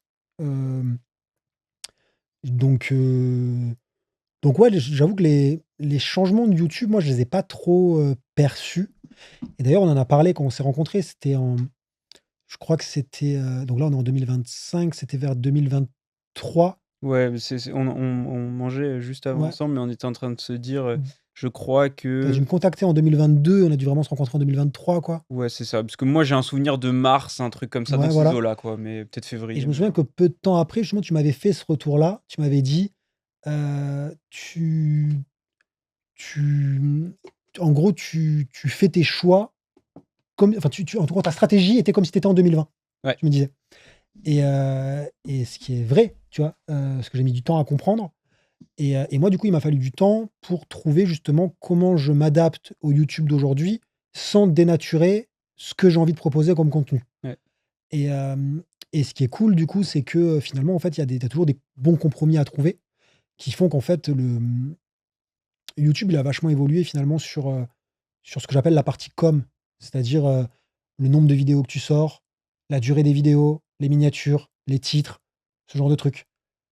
Et en termes de contenu, en fait, je pense que tu peux encore faire ce que tu as envie, quand même. Il faut le faire, bien. Ouais. Si tu fais n'importe quoi, ça va pas intéresser les gens, évidemment, c'est sûr. Mais je pense que, tu vois, par exemple, pareil, au fur et à mesure du temps, tout le monde avait toujours dit, «Là, maintenant, c'est trop tard pour se lancer sur YouTube», tu sais? Tous les ans, tu entends des créateurs qui disent: «Là, c'est trop tard pour se lancer sur YouTube». Je crois que ça a jamais été le meilleur moment que, depuis 1 an, là. Ouais. Depuis 1 an à peu près, 1-2 ans? Ouais, un truc ouais. dans ce genre-là où maintenant, tu peux Avec lancer la une vague chaîne. storytelling qui est arrivée, avec ce truc où on peut maintenant se dire: «Je vais raconter une histoire sur n'importe quoi. Si je présente bien ce que je propose, ça peut intéresser des gens et YouTube va le mettre en avant». Ouais et même au-delà du storytelling, le changement d'algo a fait qu'ils ont commencé à pousser bien plus de petites chaînes. Alors ça a coïncidé avec ce truc où des chaînes Oui, storytelling je pense arrivaient. ouais, c'est ça. Je pense pas que le storytelling a fait que c'est plus facile. C'est ça Je pense que le storytelling est arrivé au moment où l'algorithme a changé, en fait. c'était un et je pense que le fait qu'il y ait eu ce changement d'algo, bah, le storytelling, mais en fait, s'y prêtait bien parce que du coup, YouTube de plus en plus cherche à ouais, à toujours chercher à ce que les gens restent sur la plateforme maximum, mais maintenant cherche aussi à ce que les gens regardent sur la télé, restent Ouais. longtemps sur une vidéo et donc du coup, ils vont pousser les formats plus longs. Les formats plus longs, tu les développes, tu Mmh. prends le temps de raconter une histoire, ce genre de choses. Donc en fait, cette arrivée de format storytelling qui s'est beaucoup développé, ça a parfaitement coïncidé parce qu'en plus, ça repose beaucoup moins sur la personnalité du créateur. Donc du coup, quelqu'un qui arrive, on n'a pas besoin de le connaître pour suivre une histoire qu'il est en train de Mmh. raconter, en fait. À partir du moment où il raconte bien son histoire, tu vas pouvoir suivre, regarder la vidéo dans son entièreté. Si YouTube se dit, bah, 50 des gens qui cliquent sur la vidéo et ils sont en train d'aller jusqu'au bout, moi je vais la balancer un maximum, tu vois? Ouais. Ouais, ouais. Mais du coup, c'est vrai que, ta question à la base, ouais, du coup, c'était comment je me suis adapté finalement à YouTube qui Ouais, change. Ça a été, ouais, je dis ça a été fluide et chaotique en même temps. C'est-à-dire, en fait, ça a été fluide dans le sens où je me suis pas trop posé de questions pendant longtemps et ça a continué un peu enfin, voilà, j'ai continué mon bout de chemin sur YouTube, ouais, malgré ça, quoi. Et petit à petit, en discutant avec toi, en discutant avec d'autres créateurs, en discutant de tout ça et tout, c'est comment un peu je m'accapare un peu les codes d'aujourd'hui. Et au début, j'étais assez réticent parce qu'il y avait ce truc j'ai pas envie de dénaturer ce que je fais et petit à petit, j'ai trouvé les points qui me permettaient de me dire: «OK, mais ça, en fait, c'est presque mieux». Par exemple, aujourd'hui, c'est mieux de faire des vidéos longues. ouais, Alors moi, je fais pas des vidéos très longues, mais aujourd'hui, je sais que je vais pas avoir de souci à me dire, «Je vais faire une vidéo de 20 minutes plutôt que d'en faire 2 de 10». Tu vois? Alors qu'à une époque, il fallait de la régularité. ouais, Moi, ce qui fait aussi que le confinement m'avait aidé, c'est que c'était une époque où il fallait faire du contenu, quoi. Il fallait faire de la quantité. Et donc le fait que le confinement était arrivé, enfin l'année 2020, moi, c'est l'année où j'ai sorti le plus de vidéos, quoi. Parce que, une vidéo relançait celle d'avant, relançait celle d'après, et ça marchait comme ça. Aujourd'hui, je peux me permettre de me dire, je prends 1 mois pour faire une vidéo. Si elle est en retard, elle est en retard, elle sortira quand elle est prête et quand elle sera prête, je sais que l'algorithme la proposera à des gens, normalement. Et pour l'instant, c'est vrai que là, il y a eu toute une période où, en devenant papa, j'ai dû réduire la quantité de ce que je faisais et au début, j'ai eu un peu peur de faire ça. Et en fait, aujourd'hui, je commence à me dire: «Putain, en fait, c'est cool» parce que du coup, moi, je commence à être de plus en plus à l'aise dans ma vie de famille, dans tout ça pour, dégager plus de temps pour travailler. Mais du coup, j'arrive à faire des vidéos avec moins de temps, donc je me dis: «Du coup, je peux peut-être, allouer ce temps à d'autres choses ou peut-être faire des vidéos soit plus longues, soit» et donc je pense qu'on peut toujours trouver, comment s'adapter et comment trouver ce qui nous convient. Mais en tout cas, il faut trouver quelque chose avec lequel on est en accord, quoi. Je pense qu'il faut pas faire ça parce que c'est ce qui marche. Enfin, si tu fais ce qui marche actuellement, ça va marcher pendant un temps et tu vas te lasser, tu vas fatiguer parce que c'est ça aussi, être créateur de contenu, c'est super sur plein d'aspects, mais tu es seul face à toi-même, quoi. Donc le matin, il y a personne qui va te dire: «Va faire une vidéo». Faut que tu aies envie d'aller la faire ta vidéo. C'est quand même plus simple si tu kiffes ce que tu fais, quoi. Ou que tu te pousses à la faire, si jamais Ouais. tu as pas envie, En tout cas, je pense que si tu il y a toujours des moments où tu dois te pousser de toute façon parce que je te dis, moi, quand je suis sur certaines étapes du montage, évidemment que je préférerais aller faire autre chose. Maintenant, il n'empêche que, bah, il faut le faire, quoi. Mais c'est un sujet que je kiffe. C'était un truc que je m'étais imposé quand j'avais créé ma chaîne, au début, c'était de parler que de choses que j'aime. Alors que je sais que le biais de négativité marche énormément sur, YouTube. Tu regardes les critiques ciné, leur mmh, vidéo qui marche le mieux, c'est celle où ils défoncent des films. ouais. Et moi, très vite, en fait, je m'étais dit: «Je me vois pas bosser plusieurs jours sur un film que j'aime pas». Enfin, je trouvais ça relou, en fait. Je me suis dit: «Je vais pas». Enfin, le but, c'est de kiffer, quoi. Donc très vite, je me suis dit: «Je fais des séries, des films, des trucs que j'aime». C'est ce qui fait aussi finalement que Kaamelott a pris une si grosse place sur la chaîne. Parce qu'en fait, vu que je kiffe et qu'en plus c'est hyper agréable de monter sur du Kaamelott, en fait. Les répliques, sont super pour le format que je fais, quoi. Ça ponctue mon texte et du coup, il y a un côté, je suis à la maison quand je monte, quand j'écris, quand je monte du Kaamelott. Donc c'est ce qui fait que Kaamelott a pris cette place-là sur la chaîne. Mais à chaque fois que j'ai parlé d'autres univers, tu vois, que ce soit Harry Potter, que ce soit Game of Thrones, que ce soit du Marvel, que ce soit il y a eu tout l'arc Star Wars qui a été super sur la chaîne aussi. C'est des moments où je kiffais. Je me disais, «Ouais, je me lève, là, je vais parler de ça» et du coup, pendant quelques jours, je m'étais dans une vibe où je matais que des trucs là-dessus, où j'étais, la période où j'ai fait Star Wars, je crois que j'ai passé 2 mois de ma vie où j'ai vécu Star Wars pendant 2 mois, quoi. Et du coup, c'était cool de se dire: «Là, je travaille». Et ça, Devant la télé. c'est quand même le côté très plaisant de mon taf, quoi. C'est là, je suis devant la télé avec un petit bloc-notes et je prends des notes et je travaille. Ça, c'est quand C'est même cool, la partie la plus cool, quoi. tu m'étonnes. Du coup, tu as plusieurs, univers que tu abordes sur la chaîne. Enfin, il y a eu plusieurs Il univers y a par le plusieurs univers passé qui sont passés par là, ouais. et maintenant on est que sur du Camelot. Est-ce que tu peux parce qu'on en a beaucoup discuté ensemble, ça a vraiment été un sujet qui a été très récurrent dans nos conversations parce qu'on bah, je te parlais juste avant des évolutions qu'on a eues, tu vois? Dans les évolutions que tu as eues sur YouTube, il y a un chemin, enfin un step que tu as eu du mal à passer, enfin qui a fini par arriver, c'est notamment déléguer certaines choses. Donc tu vois, je pense aux miniatures qui maintenant sont très importantes dans le YouTube, Mmh. d'aujourd'hui où du coup tu as su en fait, te dire, «Ah bah, en fait, il y a des mecs qui font, du meilleur taf que moi, autant, Ouais. travailler sur ce genre de choses». Ça fait partie des choses, des sujets sur lesquels on a beaucoup discuté ensemble et donc du coup, ce truc de choisir les sujets sur quels univers tu vas parler, on a aussi beaucoup, parlé de ça. Moi, ce pourquoi j'ai toujours milité, tu le sais, c'est que tu restes uniquement sur du Camelot parce que c'était l'univers fort de ta chaîne, c'est celui qui revient le plus, c'est celui qui fait le meilleur nombre de les meilleures performances en termes de vues, pardon. Hem, comment comment tu l'as vécu? Je voudrais bien que tu me racontes un peu ça Ouais. et aussi, que tu parles un peu de quelle est ta vision actuelle en termes d'univers sur la chaîne principale? Même si tu es pas D'accord. d'accord avec moi, vas-y. Oui, bien sûr, mais en plus on est pas d'accord en plus sur ça, je le sais. Ouais, Mais il y a des choses qui ont on n'est pas d'accord, mais les discussions ont permis d'affiner pas mal de trucs ouais, bien sur sûr. mes envies. Hem, En fait, là, aujourd'hui, ça fait, 8-9 mois là que j'ai fait que du Kaamelott. Ouais, 8-9 mois que j'ai fait que du Kaamelott. Mais en fait, mes choix, stratégiques, on va dire, sur, sur comment je choisis ce que je fais sur internet, ça dépend de 2 choses, en fait. Ça dépend et de la réalité de YouTube aujourd'hui, donc l'algorithme, heu, essentiellement l'algorithme, mais aussi, tu sais, on dit c'est plus les formats sont plus importants aujourd'hui, mais il existe toujours des formats quand même quand tu as l'œil, quand tu as l'œil de créateur justement, quand tu regardes un truc, tu sais dans quelle case ça rentre, bah, en fait. même tu prends certaines chaînes il y a encore beaucoup de chaînes qui fonctionnent essentiellement autour de formats. Tu Voilà, regardes le format iceberg, c'est encore un format à part typiquement. entière, ou tu regardes la chaîne de Poisson Fécond, ils fonctionnent par format, tu vois? Ouais, Les bien sûr, On fait quoi? Ce genre de choses, exactement. Et moi en plus autant j'aime bien l'idée de pouvoir faire ce que je veux, autant je suis attaché aussi à ces formats. J'aime bien, mais c'est l'ancien YouTube, on est aussi là-dessus, mais j'aime bien ce côté-là aussi.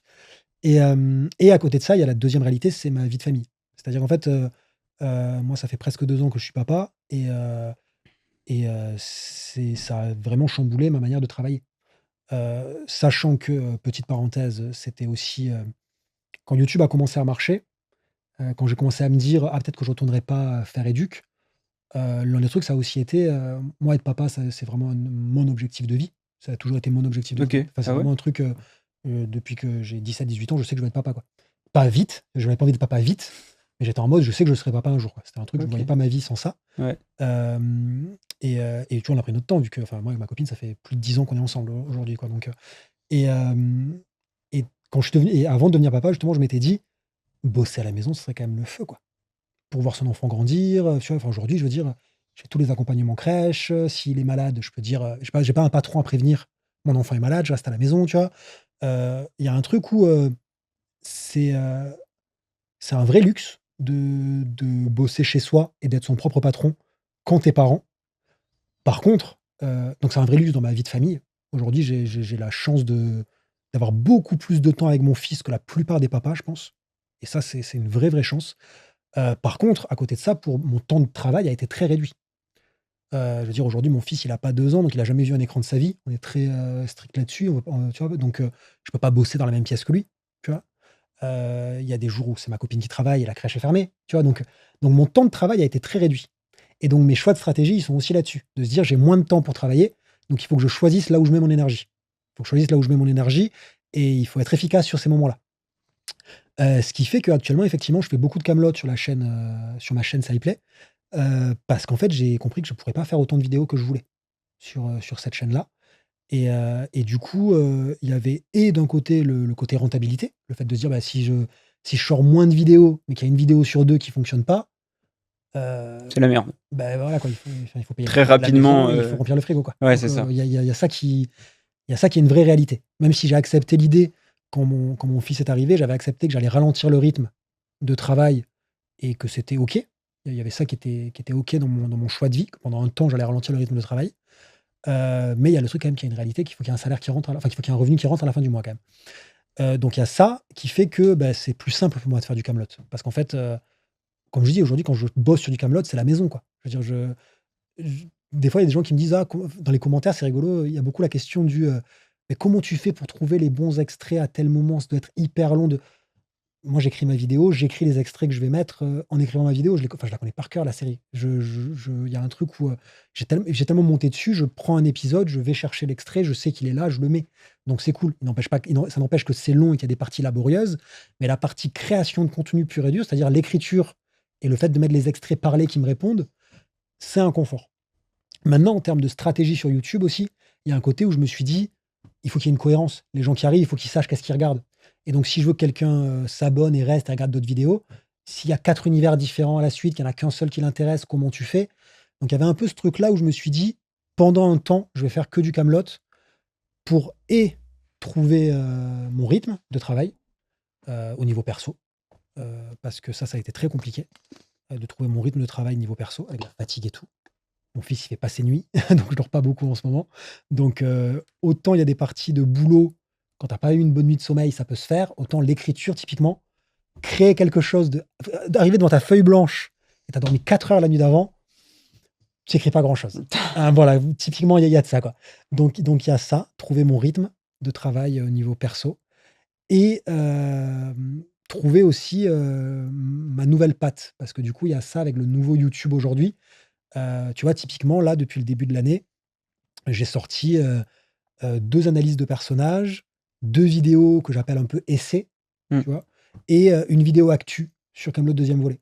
Et c'était un choix de ma part du coup de faire, cette quantité de vidéos-là pour me dire, je bosse sur des styles de formats différents, je vois comment je suis là-dessus, qu'est-ce que j'aime faire, qu'est-ce qui marche derrière, c'est faire des tests en fait, sur tout ça.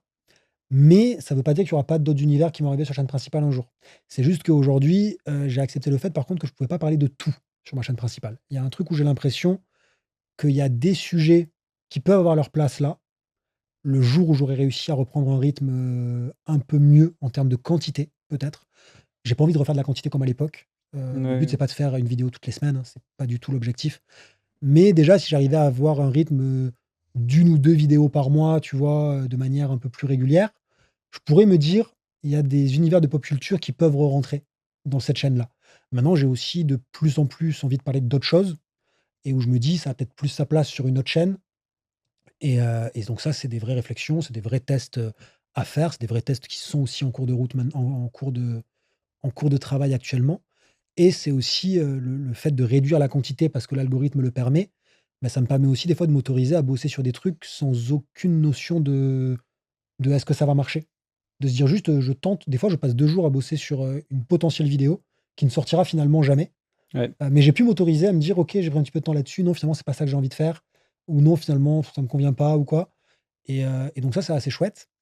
Mais Kaamelott, actuellement, voilà, on va dire que c'est ma base. En plus, il y a toute l'actu du film qui sort aussi maintenant, donc ça a du sens de parler beaucoup de Kaamelott parce qu'il y a beaucoup de choses à en dire. Le fait de laisser passer aussi, à une époque, ça pouvait arriver, tu vois? Si je faisais 3 vidéos Kaamelott dans le mois, il pouvait y avoir ce truc de se dire, «Je cherche un sujet parce qu'il faut faire une vidéo». Ça a pu arriver à une époque. Aujourd'hui, vu que j'en fais moins, c'est plus j'ai plein de sujets et je me dis: «Ah, il faut vraiment que je choisisse lequel je vais faire parce que là, je sais que pendant un mois, je vais bosser que là-dessus». Donc c'est plus agréable du coup aussi de se dire, il y a il y a il y a aucune vidéo qui sort en se disant: «Ah, j'étais pas trop convaincu par le sujet». Non, toutes les vidéos qui sortent, c'est à ce moment-là, j'ai envie de parler de ça. Voilà, je parle de ça, je parle et ça c'est cool et du coup j'en parle et ça fait plaisir. Ça, il y a un côté, plus quali dans ce que je au niveau très perso parce que peut-être que certains abonnés pourraient te dire, «Bah, moi, j'aimais bien qu'il y ait 3 vidéos dans le mois», donc même s'il y en avait une un peu plus faible que les autres, ça m'allait. Aujourd'hui, je regarde en arrière les 6 dernières vidéos là, j'en suis ultra satisfait des 6 alors qu'à une époque, dès que je faisais une vidéo, un mois après, je me disais: «Ah celle-là, elle était pas terrible» Aujourd'hui, il y a un côté plus satisfaisant Tu prends le temps. dans ce que je sors, ouais, ouais et laisser reposer le texte, ce genre de trucs, ça fait du bien et être un peu moins pressé de sor il y a toujours des deadlines, toujours des échéances, que ce soit avec une sponsor ou ce genre de trucs. Mais on le sait, on bosse ensemble là-dessus et on sait qu'on se prend des fourchettes de temps, On plus prend du grandes, rab. ouais, on prend du et en plus, tu sais, moi j'aime bien te dire, «Normalement, ça sort là». Maintenant, Ah, je le c'est connais, le fameux enfin, chaque fois normalement. que tu me demandes, je te dis: «Normalement, ça sort là» et maintenant je sais que tu sais que quand je te dis: «Normalement», ça peut Ouais, sortir une semaine après. ouais, c'est Je me ça. prévois toujours une fourchette de me dire, Je il y a une tente. semaine de rab si jamais il y a un souci, et en vrai, finalement, la plupart du temps, ça sort dans les temps. Mais il y a le j'aime bien me laisser cette marge de manœuvre et c'est vrai que maintenant la seule deadline, c'est les sponsors Ouais. et c'est aussi quand même l'une des raisons qui a fait que je bosse avec toi aussi. C'est que moi, là, tu vois, on parlait par exemple de, selon le taf d'auto-entrepreneur.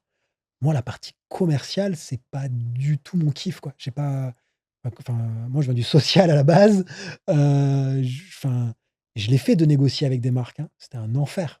C'était un enfer. Je veux dire, j'étais en mode, j'ai pas quitté un patron pour ça, quoi. Tu vois? C'est vraiment ça me Ouais. c'est pas un truc que c'est pas un truc que je fais bien et en plus ça, c'est pas un truc que j'aime faire.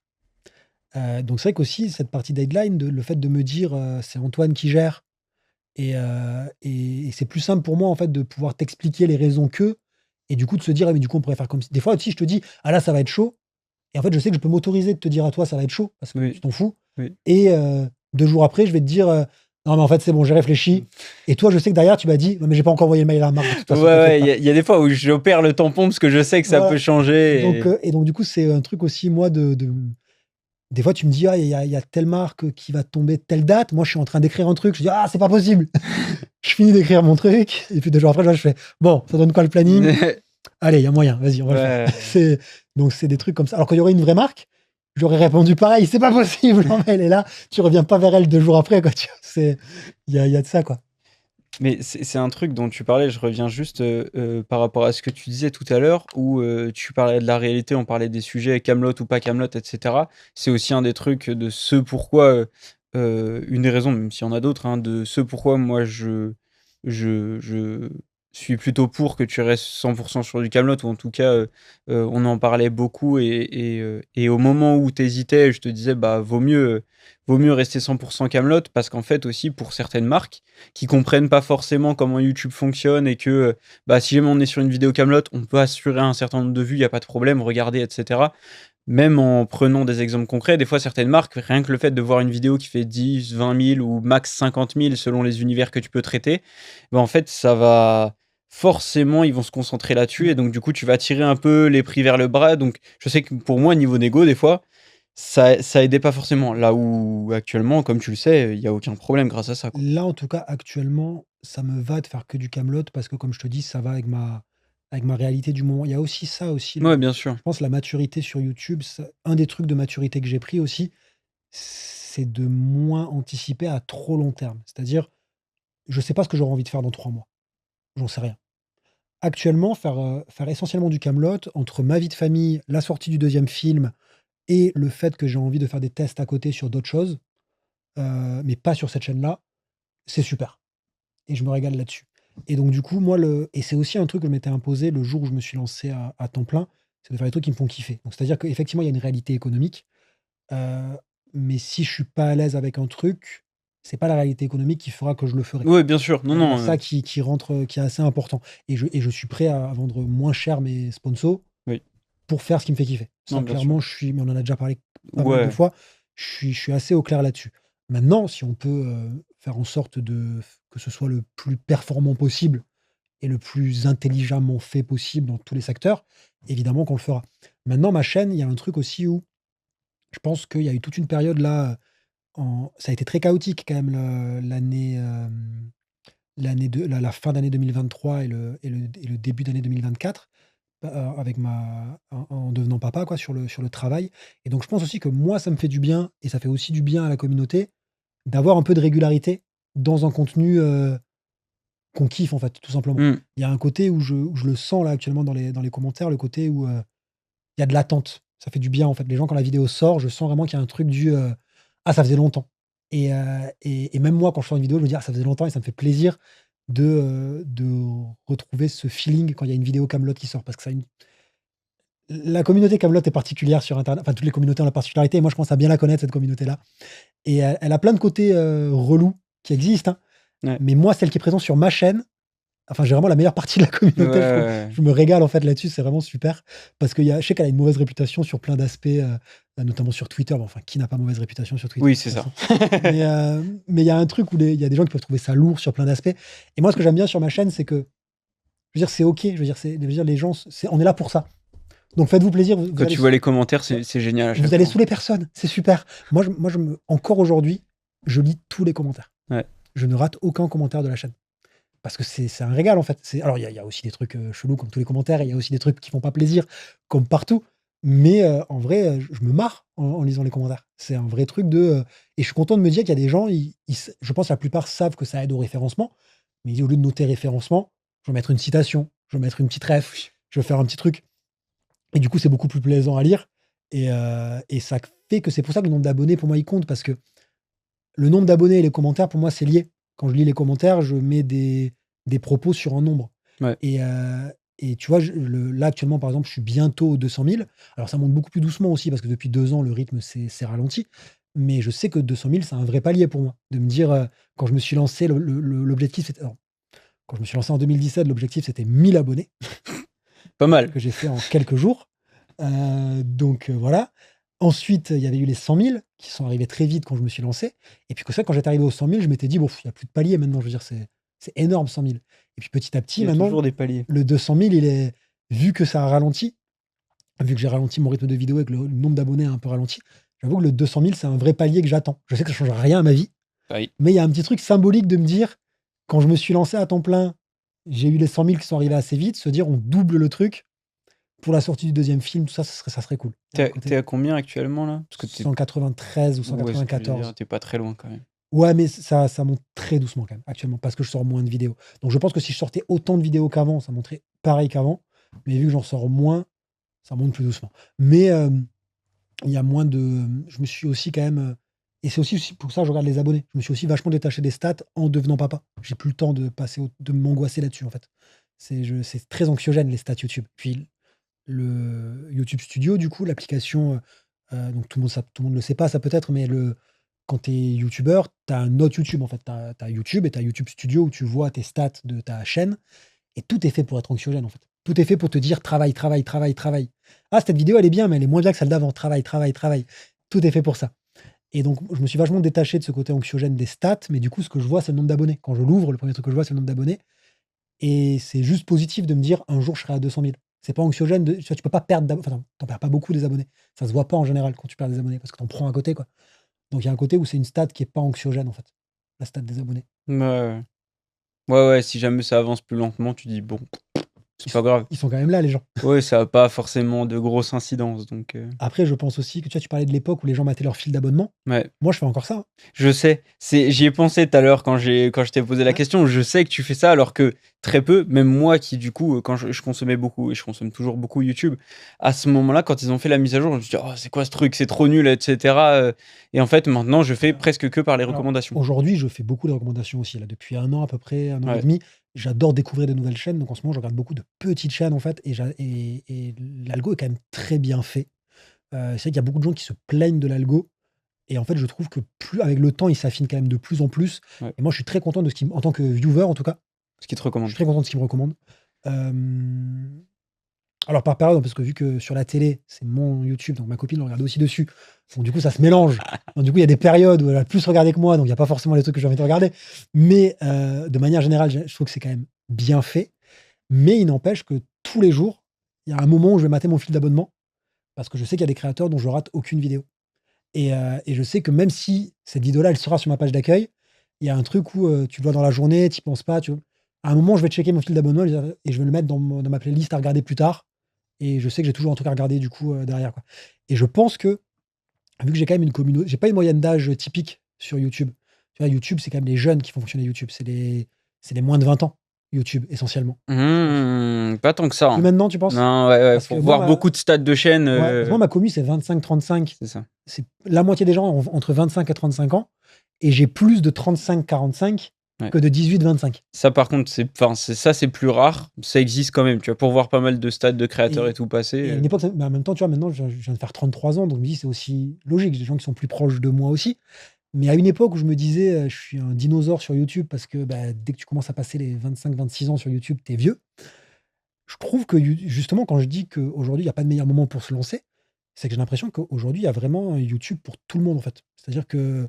il y a pour les mecs de 14 ans et il y a pour les mecs de 60, quoi. Il y a une chaîne, enfin, il y en a plusieurs, je suppose, hein, mais il y en a une que je connais, c'est qui s'appelle Champignons Passion. C'est un mec qui parle que de champignons, quoi. Génial. Le concept est Tu génial. vois? C'est incroyable Le concept est génial. et il y a des vidéos qui font des 200 000 vues et Mais tout. j'adore. Sur le où trouver les girolles et Mais cetera. c'est trop bien, j'adore. Et juste un vlog de récolte de girolles. Mais le fait qu'un mec ait fait ça, j'adore.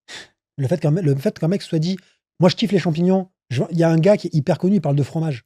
Oui, oui, Tu vois oui, qui bah, c'est? oui, bien sûr. C'est Mais for lui, il a ouais, mais c'est formidable, en lui, il fait. marche super Mais bien. moi, j'adore, c'est trop bien. Je veux dire, L'huisier affineur, je crois, un truc ouais, comme le ça. fait de se dire que tout le monde, enfin, c'est ça, c'était déjà le cas à l'époque, mais il fallait, moi, quand je me suis lancé, il fallait accepter l'idée que tu vas pas parler à grand monde.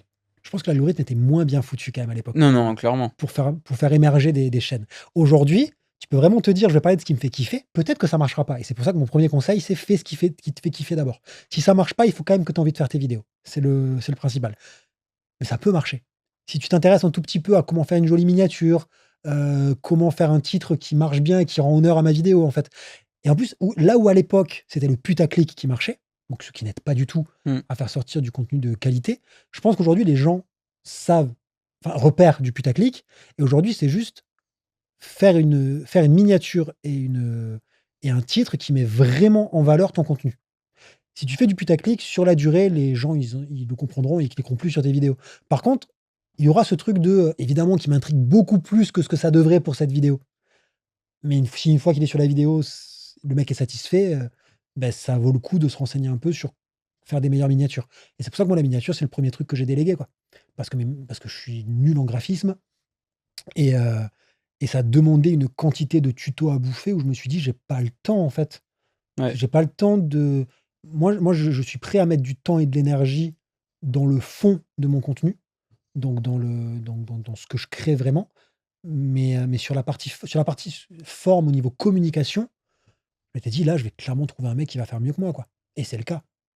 Et c'est le cas, Finless du coup qui fait du super taf, actuellement, quoi. Alors peut-être que je testerai avec d'autres à des moments, mais actuellement là, ça fait 6 vidéos que je bosse avec lui et ça me va très bien et c'est des allers-retours évidemment. Je pense qu'il y a des gens, ils filent leurs miniatures et ça marche pas parce qu'il y a pas de communication avec la personne. C'est ça aussi que j'ai dû apprendre. Moi, je croyais que déléguer, c'était filer quelque chose à quelqu'un et je me Non, disais: «C'est nul, j'ai pas envie de faire ça». Et en fait, déléguer, c'est vraiment beaucoup communiquer avec c'est quelqu'un travailler ensemble. pour comprendre qu'est-ce que je veux à la fin et trouver les forces du gars en face et du coup, c'est un vrai travail, créatif finalement, mais où je me prends pas la partie que je sais pas faire Ouais. et ça, c'est chouette. Bah, tu vas chercher l'expertise que tu as pas, en fait. Exactement. C'est là où c'est vraiment intéressant de Ouais. déléguer, d'aller chercher un mec qui est plus fort que toi Mmh. et surtout quand tu as une bonne connexion comme ça qui fonctionne, c'est Ouais, génial, non, quoi. Du ça coup, ça marche bien, ouais. tu as mis du temps avant de déléguer. Tu as délégué les minias? Je commençais à déléguer les minias à partir de décembre là? Ouais. Et t'as as délégué autre chose pour l'instant ou Ouais, t'es juste sur les lumières? une partie du montage. Ouais. Alors ça a été très dur, de déléguer une partie du montage, mais pareil, il a fallu trouver en fait, le temps, de se dire, «Qu'est-ce que j'aime faire déjà dans le montage?» Heu, «Qu'est-ce qui fait que c'est important que ce soit moi qui le fasse?» Et qu'est-ce que je peux déléguer mais tout en qu'est-ce que je suis capable d'expliquer à quelqu'un en tout cas? De ça, donc du coup actuellement, je bosse avec Anthony qui va monter ce podcast, j'imagine aussi? Oui, oui, oui, c'est Anthony qui ça. le monte aussi? Du coup, Explicit, donc Ouais, le projet de Vincent de Vision, ouais, on en a déjà parlé la dernière fois, donc c'est pour ouais, ça bien que sûr. je name drop en Je même te temps. laisse name dropper Mais des ouais, trucs ouais, c'est et Anthony qui va monter ça. du coup là, on bosse un peu ensemble depuis 4 vidéos? Je crois que ça fait 4 vidéos qu'on bosse ensemble et Ouais. c'est une partie, c'est-à-dire, j'ai assez vite compris que je serais pas capable de donner tout le montage parce qu'en fait, moi, mes vidéos, il y a quand même un truc très particulier qui fait ma patte, c'est que, il y a beaucoup d'extraits parlés qui viennent ponctuer ce que je dis et je sais que mon contenu, du coup, il y a beaucoup de gens qui viennent pour ce que je raconte, mais heu, moi, c'était quand même un challenge au début de me dire: «Je vais parler de Kaamelott», une série, estampillée, humour pour la grande majorité des gens, mais je vais en parler sérieusement et je vais essayer de montrer un peu toute la dimension, sombre qu'il y a derrière et toute la dimension aussi, humaine qu'il y a derrière dans les messages que ça peut transmettre et toujours en me disant: «Je n'ai pas la prétention de dire, c'est ça qu'a voulu dire Alexandre Astier, mais en tout cas, moi, je le perçois comme ça, peut-être que d'autres gens le perçoivent comme ça aussi, viens, on en parle». Sauf que, du coup, ça fait des sujets un peu, qu'il faut prendre le temps de dérouler et où souvent, moi, en fait, ce qui compte, c'est ce que je vais raconter dans les 2-3 dernières minutes de ma vidéo. Je sais que j'ai envie d'aller vers là, mais j'ai plein de trucs à raconter d'avant où un mec lambda qui a regardé Kaamelott à la télé il y a des années et qui tombe sur ma vidéo, il va dire: «Non mais gros, je suis pas là pour ça». Donc il fallait une partie humour. Il fallait une partie humour pour accrocher les gens et qu'ils restent. Et en plus, je me suis rendu compte qu'en écrivant, même moi, le montage, en fait, c'est relou et monter en moi, je me marre en montant mes vidéos, donc c'est quand même, un plus aussi. Et donc il y a beaucoup d'extraits qui viennent ponctuer ce que je dis ou qui répondent à ce que je dis et ça, c'est un truc que je fais quand j'écris. C'est-à-dire quand les extraits avec du son dans mes vidéos font partie du script, pour moi. Donc je bosse avec un monteur, mais cette partie-là, je peux pas la lui donner, par exemple. Et c'est la partie la plus longue, en fait, finalement, en termes de créatif. Donc moi, je bosse avec un monteur, mais en gros, on est encore en train d'affiner comment on bosse, on a fait plein de tests. Mais là, pour l'instant, ce qu'on arrive à faire, j'ai l'impression, c'est j'écris ma vidéo, je la tourne, je fais un pré-montage. Donc c'est-à-dire, je mets tous les extraits parlés, je mets ma voix off, je mets ma face, donc je fais tout le dérochage de mon tournage et je lui envoie tout ça dans l'ordre et je lui envoie mon script avec, tous les épisodes importants dans l'ordre qui doivent apparaître dans le truc. Et je lui envoie les épisodes du coup.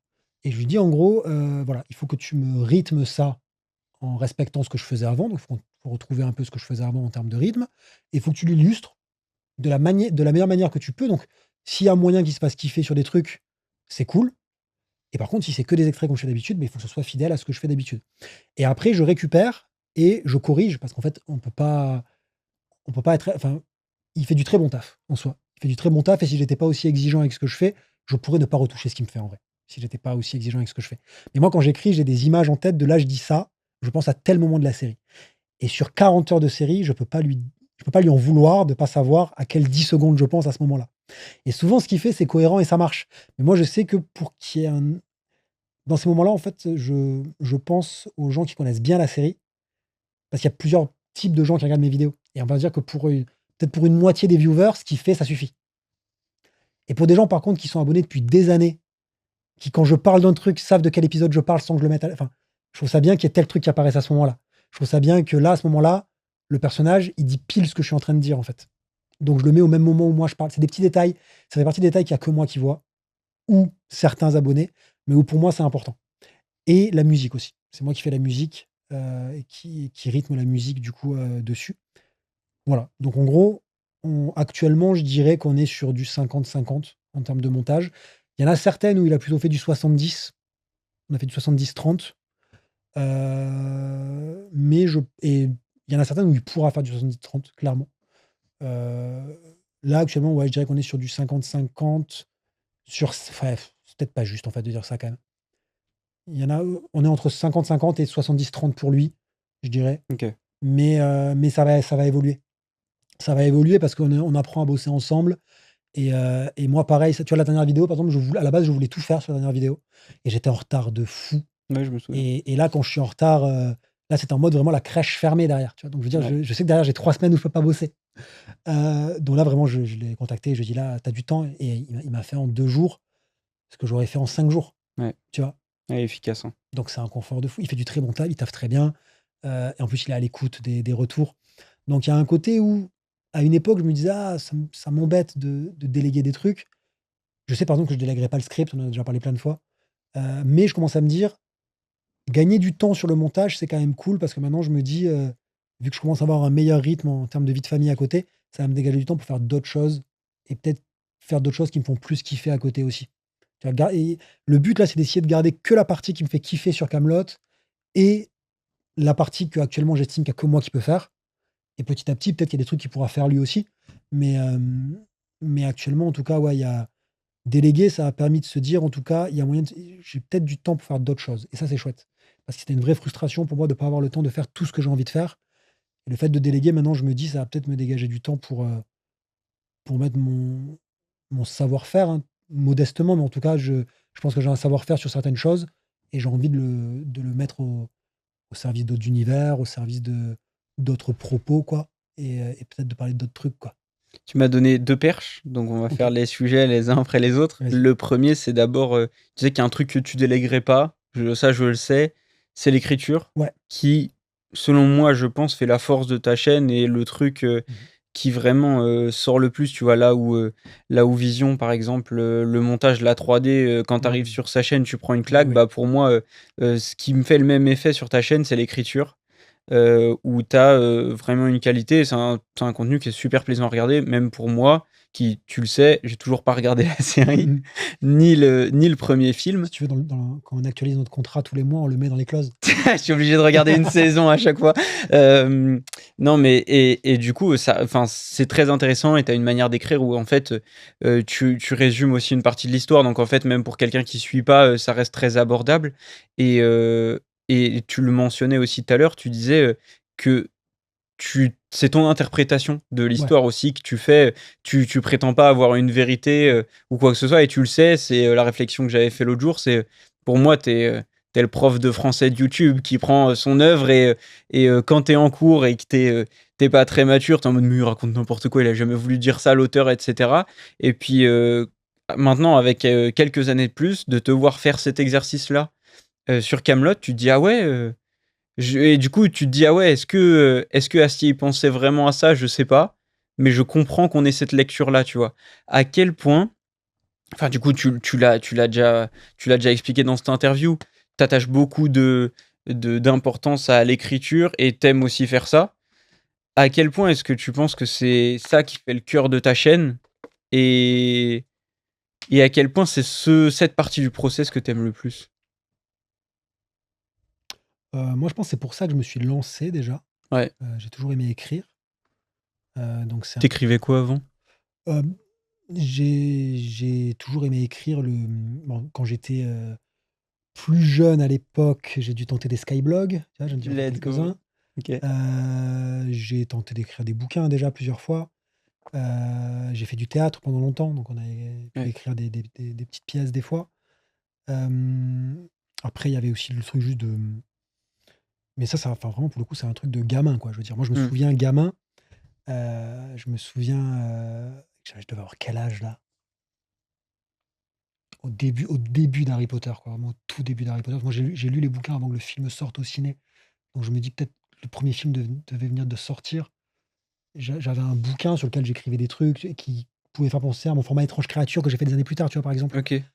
Des trucs où je prenais une œuvre et je faisais des sortes de j'aimais bien les bouquins où tu sais, tu achètes un bouquin et tu as des trucs avec des images, tu vois, sur l'œuvre ou des Ouais. anecdotes de tournage Ouais. et je me faisais des quand j'ai déménagé il y a quelques années, j'ai retrouvé des cahiers que j'avais écrits où en fait des trucs comme ça, en fait, des trucs de fans, en fait, où tu écris, tel pour telle scène, ça s'est passé comme ci, ça s'est passé comme ça.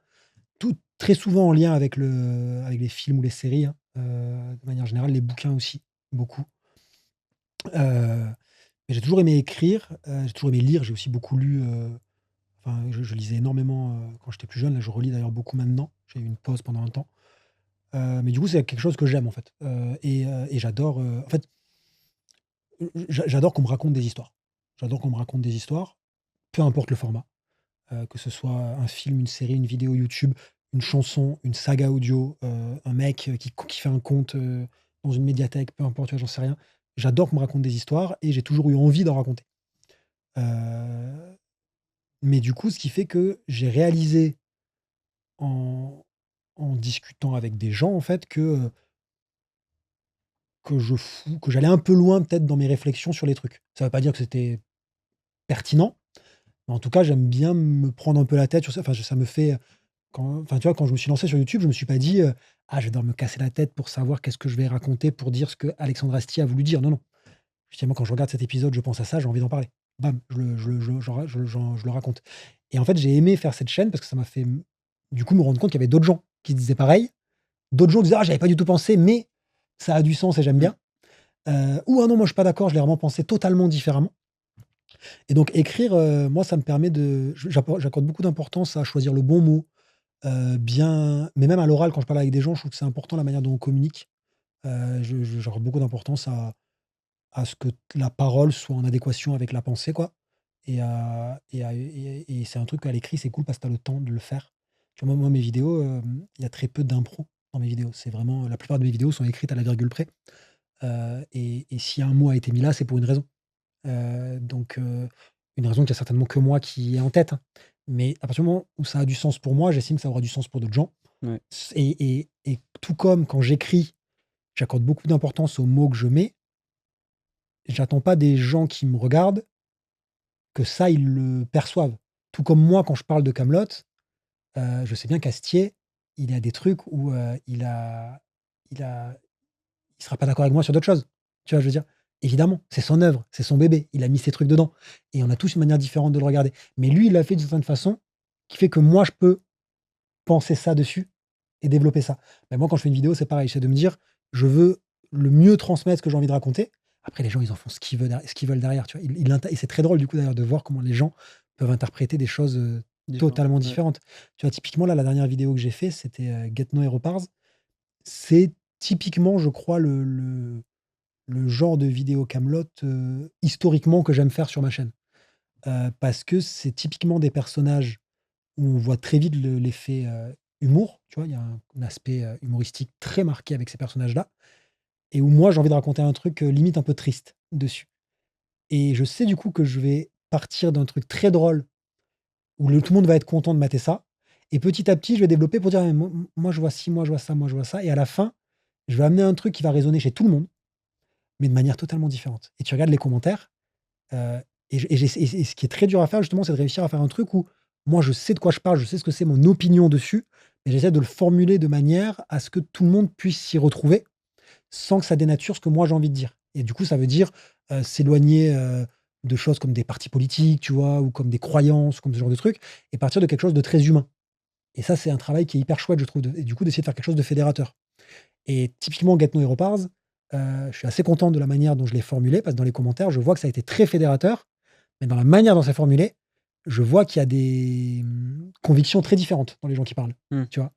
Et j'aime bien parce que du coup les gens ça crée un point d'accroche en fait, ça Ouais, crée bien sûr.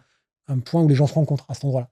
Et je trouve que c'est la force de beaucoup d'œuvres en fait justement, de parler de choses de manière suffisamment large pour que beaucoup de gens puissent s'y retrouver, mais que ça Pour fasse rassembler. réfléchir dans le bon sens. Que ça fasse réfléchir dans un truc, humain avant tout quoi. Et ça c'est assez cool. Ouais, ouais, rassembler avant d'opposer. Et donc du coup ta question c'était à quel point l'écriture est importante?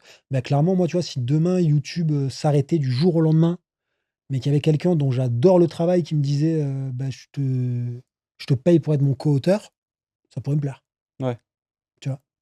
C'est-à-dire que si demain je dois arrêter de faire des vidéos, OK, c'est pas grave. mais j'arrêterai pas d'écrire, Ouais. je pense. Même si c'est qu'en loisir. J'aurais peut-être plus de temps pour écrire, mon roman du coup. C'est des trucs comme ça.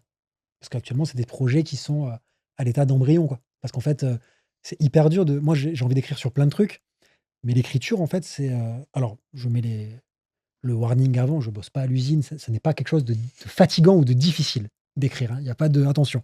Ah, il C'est a un peur de se retrouver sur Twitter. Ah ouais, non, mais attention, c'est un vrai luxe de se dire: «Mon travail, c'est ça et les problématiques que j'ai, c'est ce dont je vais parler maintenant». C'est un vrai luxe, clairement, il y a pas de souci là-dessus.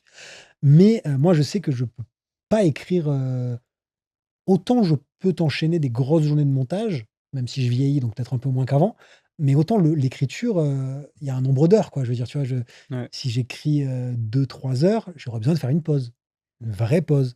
Puis derrière, peut-être que je vais réécrire 2-3 heures dans la journée, mais pas beaucoup plus, quoi.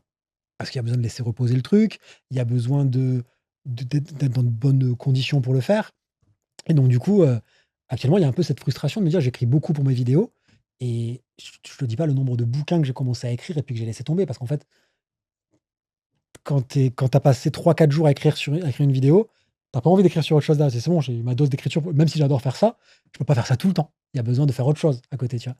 Donc il y a ce truc de, ouais, je kiffe écrire et actuellement j'écris des vidéos. Peut-être qu'un jour j'écrirai autre chose, j'en sais rien. Mais la vidéo, c'était quand même le côté, le plus simple de proposer ça à des gens. Il y Bien avait quand sûr. même il y avait l'envie de le par il y avait pas le je savais pas que ça allait marcher, mais il y avait l'envie de le partager. À l'époque, vraiment, je me disais: «Si j'arrivais à 1000 abonnés, que j'ai des petites dizaines de commentaires», il y avait cette envie-là, quoi, ça aurait été chouette, quoi, tu vois, déjà? Et je pense que si ça avait jamais explosé, je me serais satisfait de ça peut-être, pendant longtemps, tu vois? Je sais pas. Mais en tout cas, ouais, l'écriture, c'est vraiment ce que je kiffe parce qu'il y a surtout que j'ai l'impression d'être un petit peu bon dedans, en tout cas d'avoir ma patte. En tout cas, j'ai ma patte là-dedans. Ça plaît ou ça plaît pas, mais j'ai ma patte. J'ai l'impression qu'on reconnaît quand j'écris. C'est un truc, tu vois, quand je dis que je pourrais pas le déléguer, je pense que si je déléguais l'écriture, ça pourrait marcher, hein. Mais je pense qu'il y a beaucoup de gens qui s'en rendraient compte, je Mmh. pense, tu vois? Qui diraient, ou en tout cas, qui se diraient: «C'est moins bien» ou «C'est différent», Oui, c'est tu ça. vois? Il se rendrait peut-être pas compte que ça a été délégué, mais il se Ouais, dirait ouais, tu t'es peut-être pas trop fait chier là-dessus, quoi. Tu vois? C'est un petit peu de ça, tu vois? Mais et donc du coup, j'aime bien et puis il y a ouais, il y a des trucs où j'ai délégué le montage aussi parce que c'est des discussions qu'on a eu beaucoup. Moi, sur le montage, c'est vrai que sur le choix de ce que j'utilise pour illustrer, j'estime que j'apporte une plus-value. ouais, J'estime que j'apporte de la qualité. Par contre, sur le côté très, enfin, je suis pas monteur, quoi. technique du J'ai montage, aucune formation là-dedans. J'utilise peut-être 5 de mon logiciel de montage. Je suis lent. Je suis très lent sur le montage, je le sais.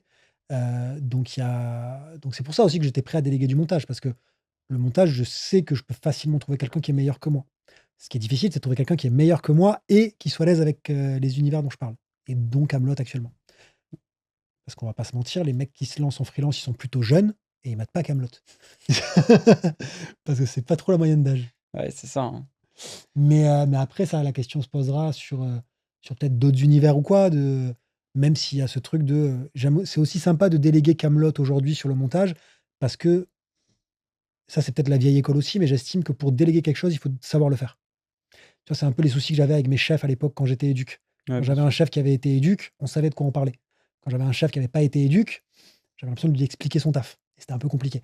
Si je délègue à un monteur, aujourd'hui, je suis très à l'aise de déléguer des choses à Anthony parce que je sais qu'il est plus compétent que moi sur le montage, mais je l'ai fait pendant des années. Donc je sais qu'est-ce que je lui demande, je sais qu'est-ce qui est relou à faire, je sais qu'est-ce qui est cool à faire, je sais qu'est-ce qui est important, qu'est-ce qui l'est pas et derrière, je sais que lui va m'apporter des choses en plus.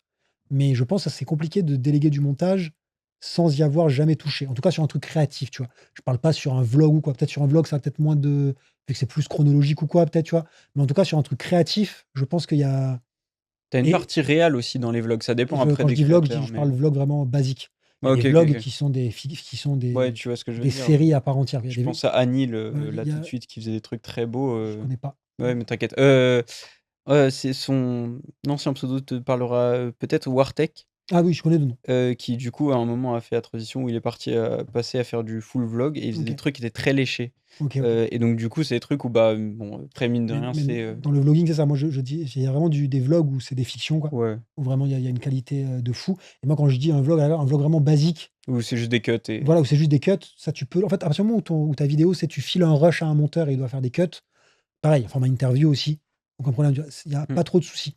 Vraiment, il y a de la créativité, il faut aller chercher dans différentes sources.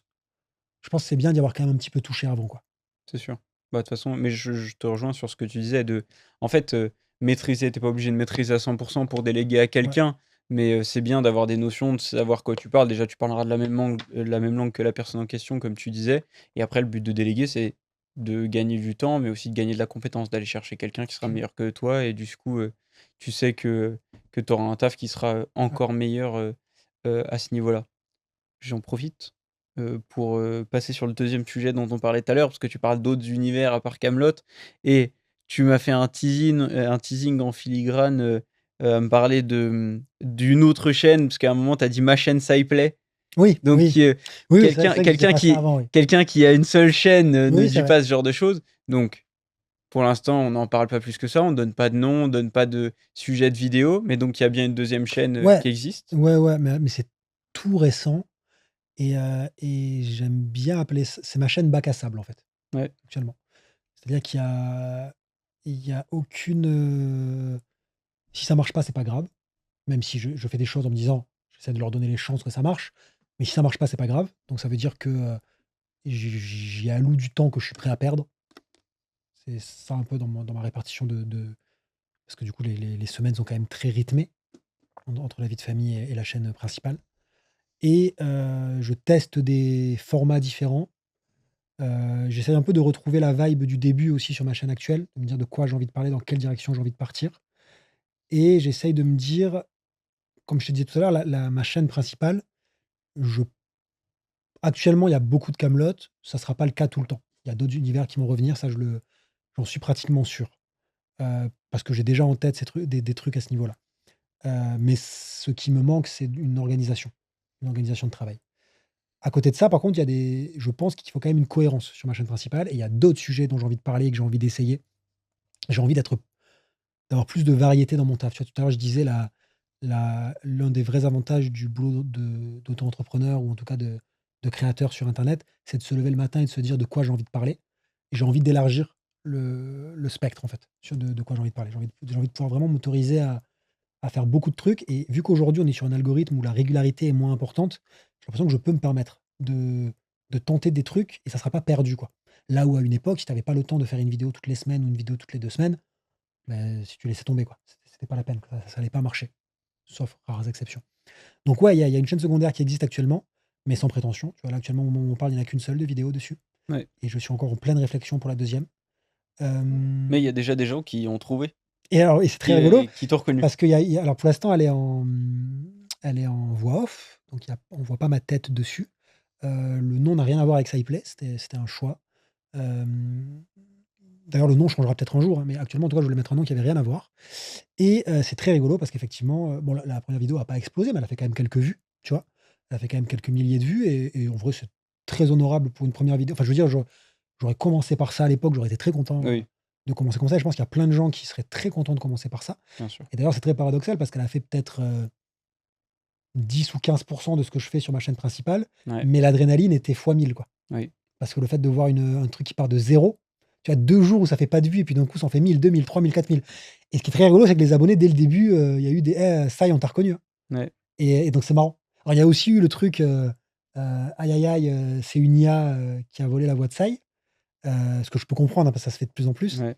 Mais il y en a eu que 2 je crois qui ont été là-dessus. Mais c'était très rigolo dans les commentaires de voir il y avait à peu près du moitié-moitié. Il y avait moitié des gens qui étaient en mode: «On est d'accord que c'est Sai qui parle là» et moitié des gens qui étaient en mode: «Franchement pour une première vidéo, propre». Tu vois? Donc Ah c'était ouais, très rigolo de voir cette différence, de gens qui débarquent.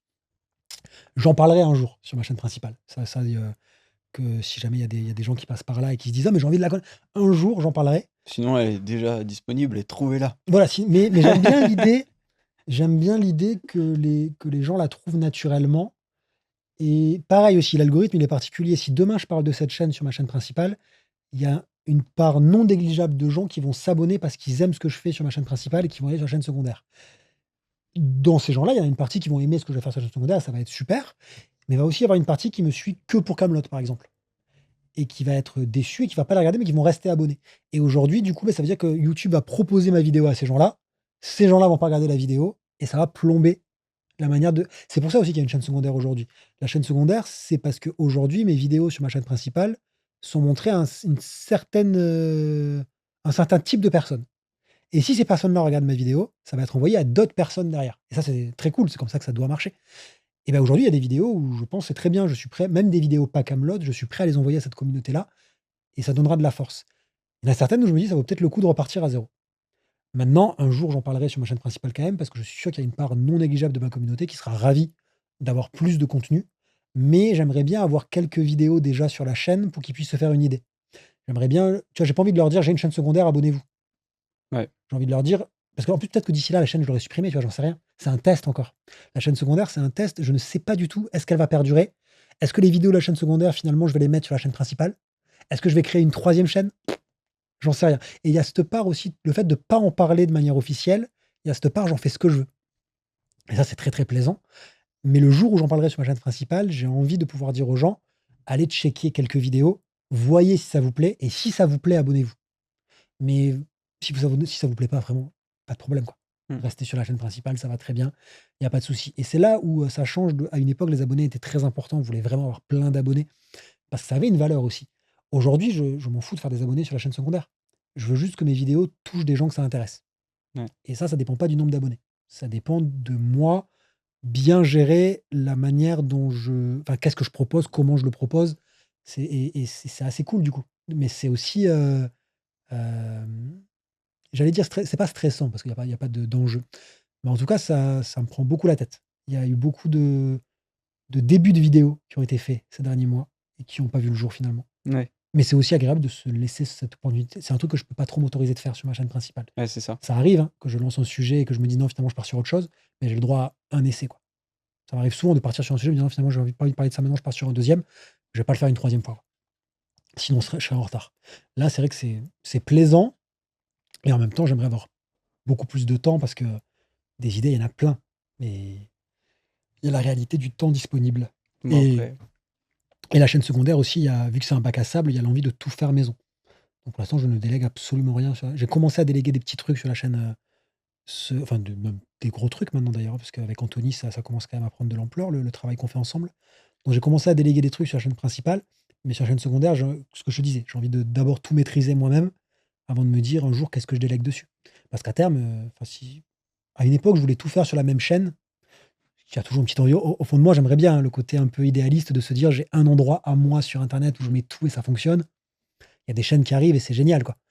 ouais. Aujourd'hui, je me dis: «Pourquoi pas être présent à plein d'endroits, mais réussir à bien organiser mon travail pour que sur tous ces endroits-là, à terme, je sois capable de tout faire s'il y a besoin, mais que je fasse que ce qui me fait kiffer et ce dans quoi je considère que je suis bon et dans quoi je vais essayer de m'améliorer du coup et déléguer les parties qui m'intéressent un peu moins ou, les parties où il y a des gens qui sont meilleurs tout simplement». Tu vois, on parlait de Vision tout à l'heure. Vision, effectivement, il fait un taf incroyable en montage et en 3D. Je pense que si un jour, par exemple, j'avais envie de bosser avec de la 3D, j'irais pas apprendre à faire de la 3D. J'ai Mmh. pas le temps, tu vois? Il y a des gens comme Vision qui font ça hyper bien. Donc c'est ça qu'il faut réussir à faire la part des choses, quoi. Qu'est-ce qu'on fait maison et qu'est-ce qu'on délègue? Mais voilà, je sais par contre que pour en discuter avec d'autres gens, je sais que je me prends peut-être un poil plus la tête que la moyenne là-dessus. Il y a des gens qui délèguent plus facilement, Ouais.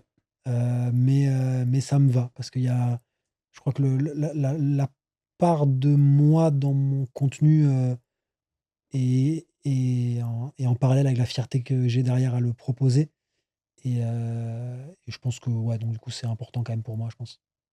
Et tu disais, sur cette chaîne secondaire, pour l'instant, tu délègues pas. Pour moi, il y a une autre raison, c'est aussi parce qu'il y a une réalité économique, quoi. Tu lances quelque chose que tu sais qui va pas générer d'argent pour l'instant, donc tant que c'est du test, autant, Ouais, pas investir, côté, financier. il y a de ça, ouais, bien sûr. Même si on en a un peu parlé plus tôt, de cet équilibre, financier et mine de rien, tu gères aussi, ce truc-là de entre créativité et financier. Tu veux toujours, continuer de faire des choses qui te plaisent, mais il y a une réalité aussi économique derrière. Sujet qu'on a très peu abordé, jusqu'ici, je voulais parler un peu des sponsors avec toi. Donc, Ouais, comme tu l'as dit, on bosse ensemble, depuis un peu plus de 2 ouais. ans, plus ou moins 2 ans et demi, on va dire, sur cet aspect-là. Je voulais bien un peu que tu me donnes ta vision sur les sponsors, ce que tu en penses et aussi, je te balance une deuxième question, tant que j'y suis, je sais que, même si on travaille ensemble et que tu me fais confiance, tu sais que je te propose pas n'importe quoi, tu vas avoir tendance à faire cet extra step de rechecker derrière par Ouais, toi-même. Là où il y a des créateurs qui sont en mode: «OK, bah, Antoine m'a dit go donc ça va, il y a pas de problème». hem, toi, tu refais le chemin derrière de dire: «OK, est-ce que c'est un produit que moi j'utilise et est-ce que tout va bien, quoi?» Mais tu refais le chemin et donc du coup, je voulais aussi que tu parles un peu de ce truc-là de, heu, pourquoi tu as ce réflexe de faire Mmh. ça? Ouais, C'est pas Je le vois pas comme, bien sûr, de «Tu as pas confiance en mon travail», mais je sais que c'est important pour toi et bien du coup, sûr, je voudrais que tu en parles un peu. bien sûr, bien sûr. Hem, donc moi sur les sponsors effectivement, donc on bosse ensemble, donc c'est toi qui me proposes, des marques. En gros, tu me dis: «Beh, voilà, est-ce que tu as envie de bosser avec telle marque?» Et si je te dis: «Oui», tu vas essayer d'aller voir avec la marque si c'est possible. Soit tu vas me dire: «Bah, il y a telle marque qui a envie de bosser avec toi. Est-ce que tu as envie de bosser avec?» Hem, on est un peu là-dessus Ouais, en ce moment. Moi, les sponsors, dans un monde idéal, j'en ferais pas, évidemment, hein. Il y a rien qui me passionne dans le fait de faire une sponsor, clairement. Et même en termes de modèle économique, je suis très, je trouve ça hyper cool les mecs qui arrivent à financer leur contenu par les dons. Tu vois, par exemple, les gens dont les producteurs de leurs vidéos, c'est leur communauté, ouais, tu vois? Je pense à alors z genre les exemples que j'ai, c'est beaucoup dans le milieu du gaming, tu vois? Je pense à un Jean-Baptiste Chaud, tu vois? Je pense à un Game Next Door, tu vois? Ce genre de trucs et tout. ouais, je Je vois. pense à des chaînes qui ont une communauté qui, soit finance tout, soit finance une grosse partie du truc. Je trouve ça super, en fait, de pouvoir se dire, le principe d'abonnement, en fait. Tu kiffes le contenu, bah, du coup, tu mets une petite pièce ou un petit billet, et il y a que ceux qui ont les moyens de le faire qui le font. Je trouve ça super. Bon, la réalité fait que, c'est compliqué de vivre de son travail comme ça. Et les revenus YouTube, si je devais vivre qu'avec les revenus YouTube, il faudrait que je fasse beaucoup de quantité. Parce que j'ai quand même vécu très longtemps avec les revenus YouTube. Je sais qu'on en avait parlé à une époque, on a commencé à bosser ensemble. Mmh. Et quand même, c'était assez rare. Moi, j'ai réussi à me lancer sur YouTube et à vivre plusieurs années juste avec les revenus YouTube. Alors, il y a aussi le fait que moi, je vis à Albi, donc c'est une petite ville. Le coût de la vie est peut-être moins élevé que dans des grandes villes. Je dépense pas énormément non plus. On est deux, vu que je suis en couple, tu vois. Et elle a un CDI. Donc, il y a tout ça qui rentre en compte. Mais j'ai vécu avec les revenus YouTube pendant longtemps. Sauf qu'au bout d'un moment, bah, quand j'ai envie de faire du contenu de meilleure qualité, ça veut dire prendre plus de temps, ça veut dire faire moins de contenu. Donc, de manière logique, chaque vidéo doit rapporter plus, si je veux pouvoir continuer à faire ça.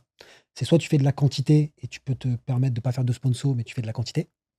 Soit tu veux faire de la qualité et du coup, si tu prends plus de temps, forcément, il faut d'autres sources de revenus.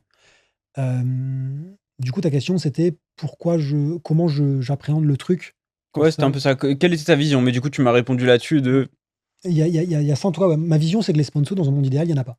ouais, Mais dans un monde idéal, il y a pas de pub sur YouTube non plus, tu vois? Je veux dire, on est là-dessus, tu vois? Je veux dire, c'est évidemment. Hem, mais actuellement, je sais que c'est parce que du coup, j'ai regardé les 2 autres podcasts, je sais que c'est une question que tu poses. Actuellement, moi, les sponsors AdSense, c'est 50-50. OK. Revenus YouTube et sponsors, c'est 50-50. Donc il y a donc la sponsor, c'est ce qui me permet, il y aurait pas les sponsors aujourd'hui, je pense que je devrais prendre un boulot à mi-temps à côté. Et en fait, c'est paradoxal parce que moi, prendre un boulot à mi-temps, ça me dérange pas. Mais si je prends un boulot à mi-temps, j'ai 2 fois moins de temps pour bosser sur les Ouais, tu vidéos. feras moins de Donc vidéos, en fait, je fais encore moins de vidéos. Donc en ouais. fait, il me faut un boulot à temps plein. Donc du coup, je me remets à faire les 2 en même temps, tu vois? Donc c'est toujours cet équilibre à trouver qui fait que c'est compliqué. Après pareil, des fois, je me dis, quand j'en parle notamment avec d'autres gars de l'agence qui sont plus jeunes, je me dis au début, je me disais: «Je suis un flemmard» et puis après, je me dis: «Non, en fait, je suis vieux juste». C'est que j'ai pas du tout le même rythme qu'avant. Tu vois? Je veux dire, évidemment que, des 12-14 heures de montage d'affilée, j'en ai fait. Tu vois? Mais vraiment, j'en ai fait, quoi. Ouais. Là, aujourd'hui, là, récemment, là, il y avait eu une vidéo là qui m'avait demandé beaucoup de taf. Plus de 8 heures d'affilée, je tousse un peu à la fin. Mmh. Vraiment, quoi. Ouais. J'étais en mode, j'avais mal à la tête, quoi. J'étais en mode: «Là, il faut que je m'arrête, il faut que je fasse une pause, c'est plus possible, quoi». Donc il y a aussi cette réalité-là et tout. Et donc du coup, les sponsors, actuellement, il y a un truc où, je trouve pour l'instant, on a un bon équilibre, je trouve, à ce niveau-là. Hem, parce que c'est un truc que j'utilise ou que j'ai envie d'utiliser et donc là, la question se pose pas, quoi. Tu me proposes un truc que j'utilise ou j'ai envie d'utiliser, bon, bah, ça veut dire que je me suis déjà renseigné sur la marque. Feu, on y va. Soit c'est un truc que j'utilise pas, ce qui arrive souvent quand même parce que je consomme pas énormément non plus de Produits, services, ouais, de manière, et puis pareil, en fait, je veux dire, enfin, c'est de manière très pratico-pratique, il y a une réalité qui fait que j'ai pas enfin, je ouais, il y a plein de trucs où c'est du loisir, où c'est du plus, mmh. où je suis en mode, si j'en ai pas besoin, Je suis pas très dans la consommation à ce niveau-là, quoi. Justement, il y a la plupart des sous qui sortent des charges normales vont pour mon fils, en fait, si tu veux, quoi. Donc, il y a un truc où, dans la maison, j'ai l'avantage que mon outil de travail, c'est un gros PC, qui marche Ouais. très, très bien. Autant te dire que pour du loisir, ça marche aussi, hein. Quand j'avais fait ma vidéo, FAQ à l'époque où j'avais montré un peu le nouveau studio avec le nouveau PC, j'avais fait exprès à l'époque, qu'est-ce que j'avais laissé? Je me demande si c'était pas, je sais plus quel jeu, j'avais fait exprès de laisser 2 jeux en icône. Il y a des gens qui étaient en train de «Ah, le PC pour bosser», ouais, évidemment que c'est pas que Ouais, pour bosser, tu vois? On est au clair là-dessus, c'est aussi l'avantage de pouvoir se dire: «Je peux mettre des thunes dans un PC parce que c'est mon outil de travail», ouais, mais qu'à côté de ça, c'est tu vois? Mais donc du coup, moi, clairement à la maison, voilà, il y a le PC, il y a des bouquins, il y a la Play, 4 encore, je suis pas encore passé sur la nouvelle génération. ouais. Et j'ai de quoi m'occuper, quand je suis à la maison, tu vois?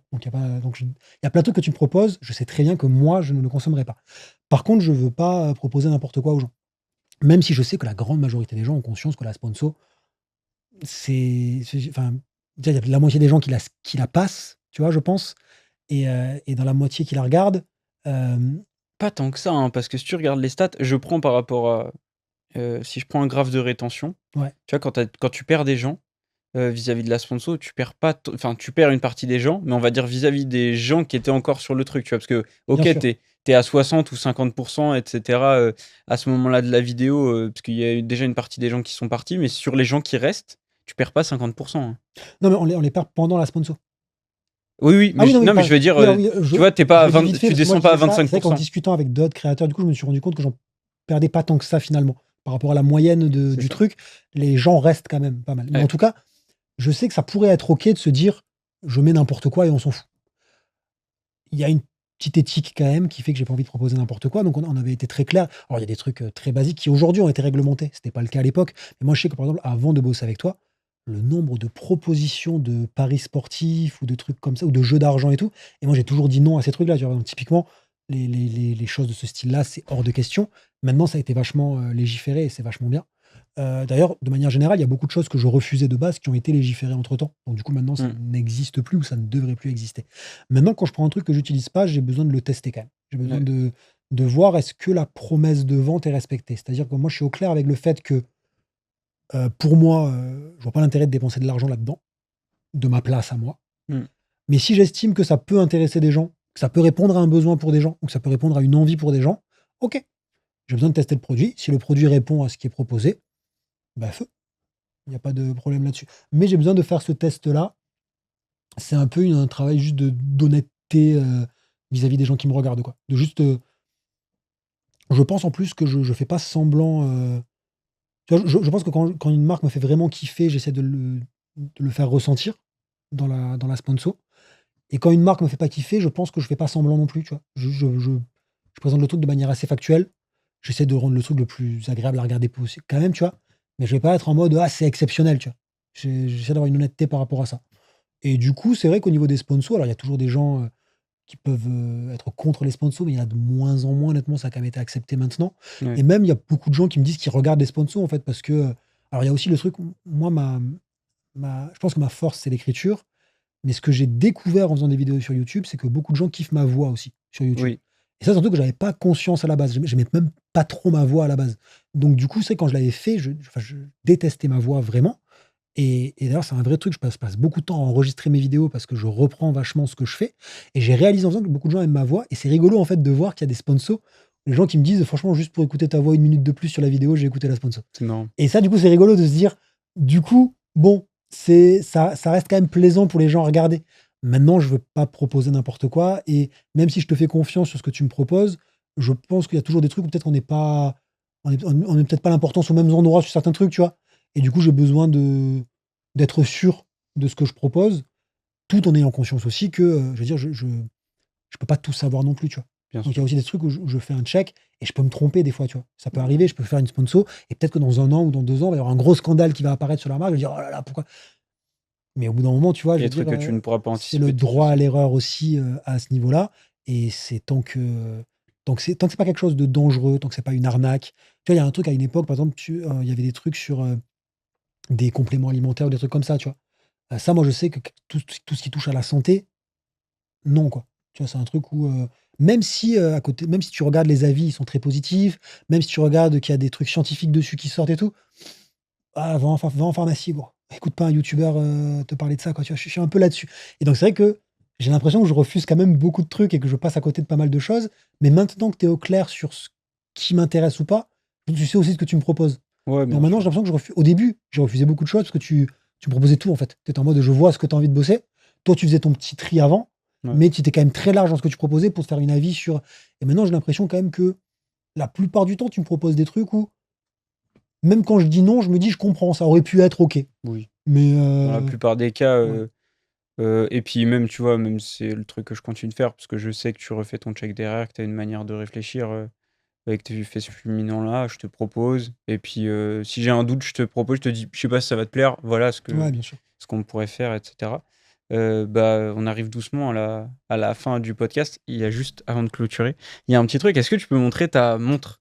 Parce qu'il y a un truc que il y a un truc que tu as pointé du doigt, c'est le fait de est-ce que toi tu l'utiliserais Ouais, ou tu pourrais comprendre l'intérêt? Et du coup, ça m'a fait rire quand quand on s'est retrouvés, à la gare de Toulouse aujourd'hui. c'est le dernier ou c'est l'avant-dernier? C'est le dernier. C'est la dernière, C'est la sponsor dernière que tu as sponsor qui est faite, sortie, ouais. donc c'est une sponsor avec Skjern Ouais. et bah, ça confirme ce que tu dis, tu kiffes le produit là, tu l'as pas mise parce que c'est un podcast, hein, Non, non, non, alors en plus justement, j'attendais, d'avoir parce que moi du coup, je l'avais mis un petit peu pour tester le truc, mais je la mettais très peu au début parce que je voulais pas l'abîmer avant de faire la sponsor parce que du coup, il faut filmer le truc. Je m'étais dit: «Si jamais je suis maladroit et que je pète le truc, c'est quand même dommage», tu vois? Donc là maintenant du coup que la spo à partir du moment où la sponsor a été filmée, je me suis mis à la porter un peu plus régulièrement et tu vois, Allscan, c'est l'exemple typique. Je porte pas de montre, je porte pas de bijoux, normalement. C'est pas j'ai beaucoup de mal à, ça me gêne assez vite.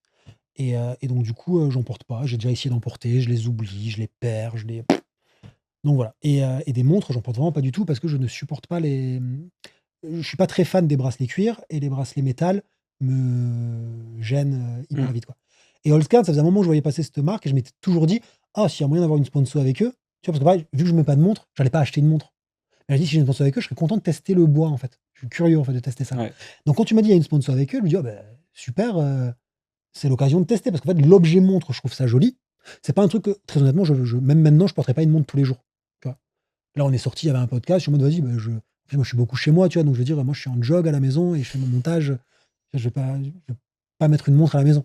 Je me dis: «C'est cool d'avoir une montre qui me plaît pour s'il y a un petit événement, s'il y a une petite sortie». Ça habille un peu, quoi, donc ça peut être ouais. sympa et j'aimais bien le principe, la DA de la marque me plaisait, quoi. C'est vrai que j'étais en mode: «Pourquoi pas tester ça, quoi?»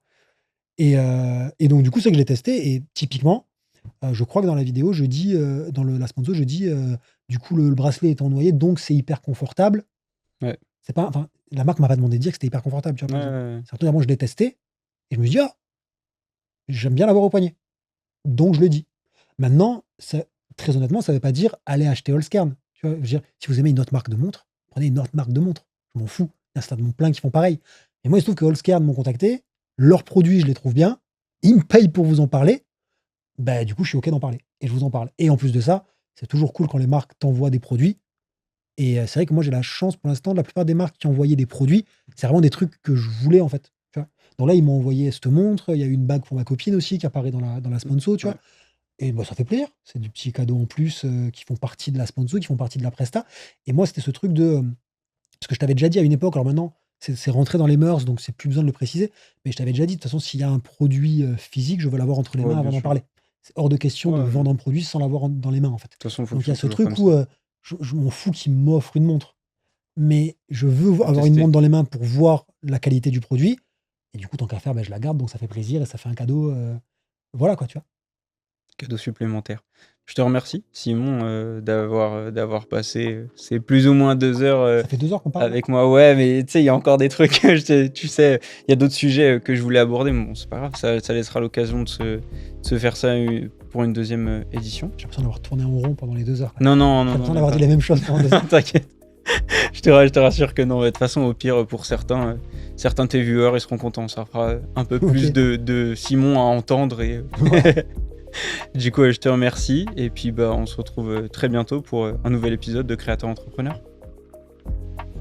Bah, merci à toi.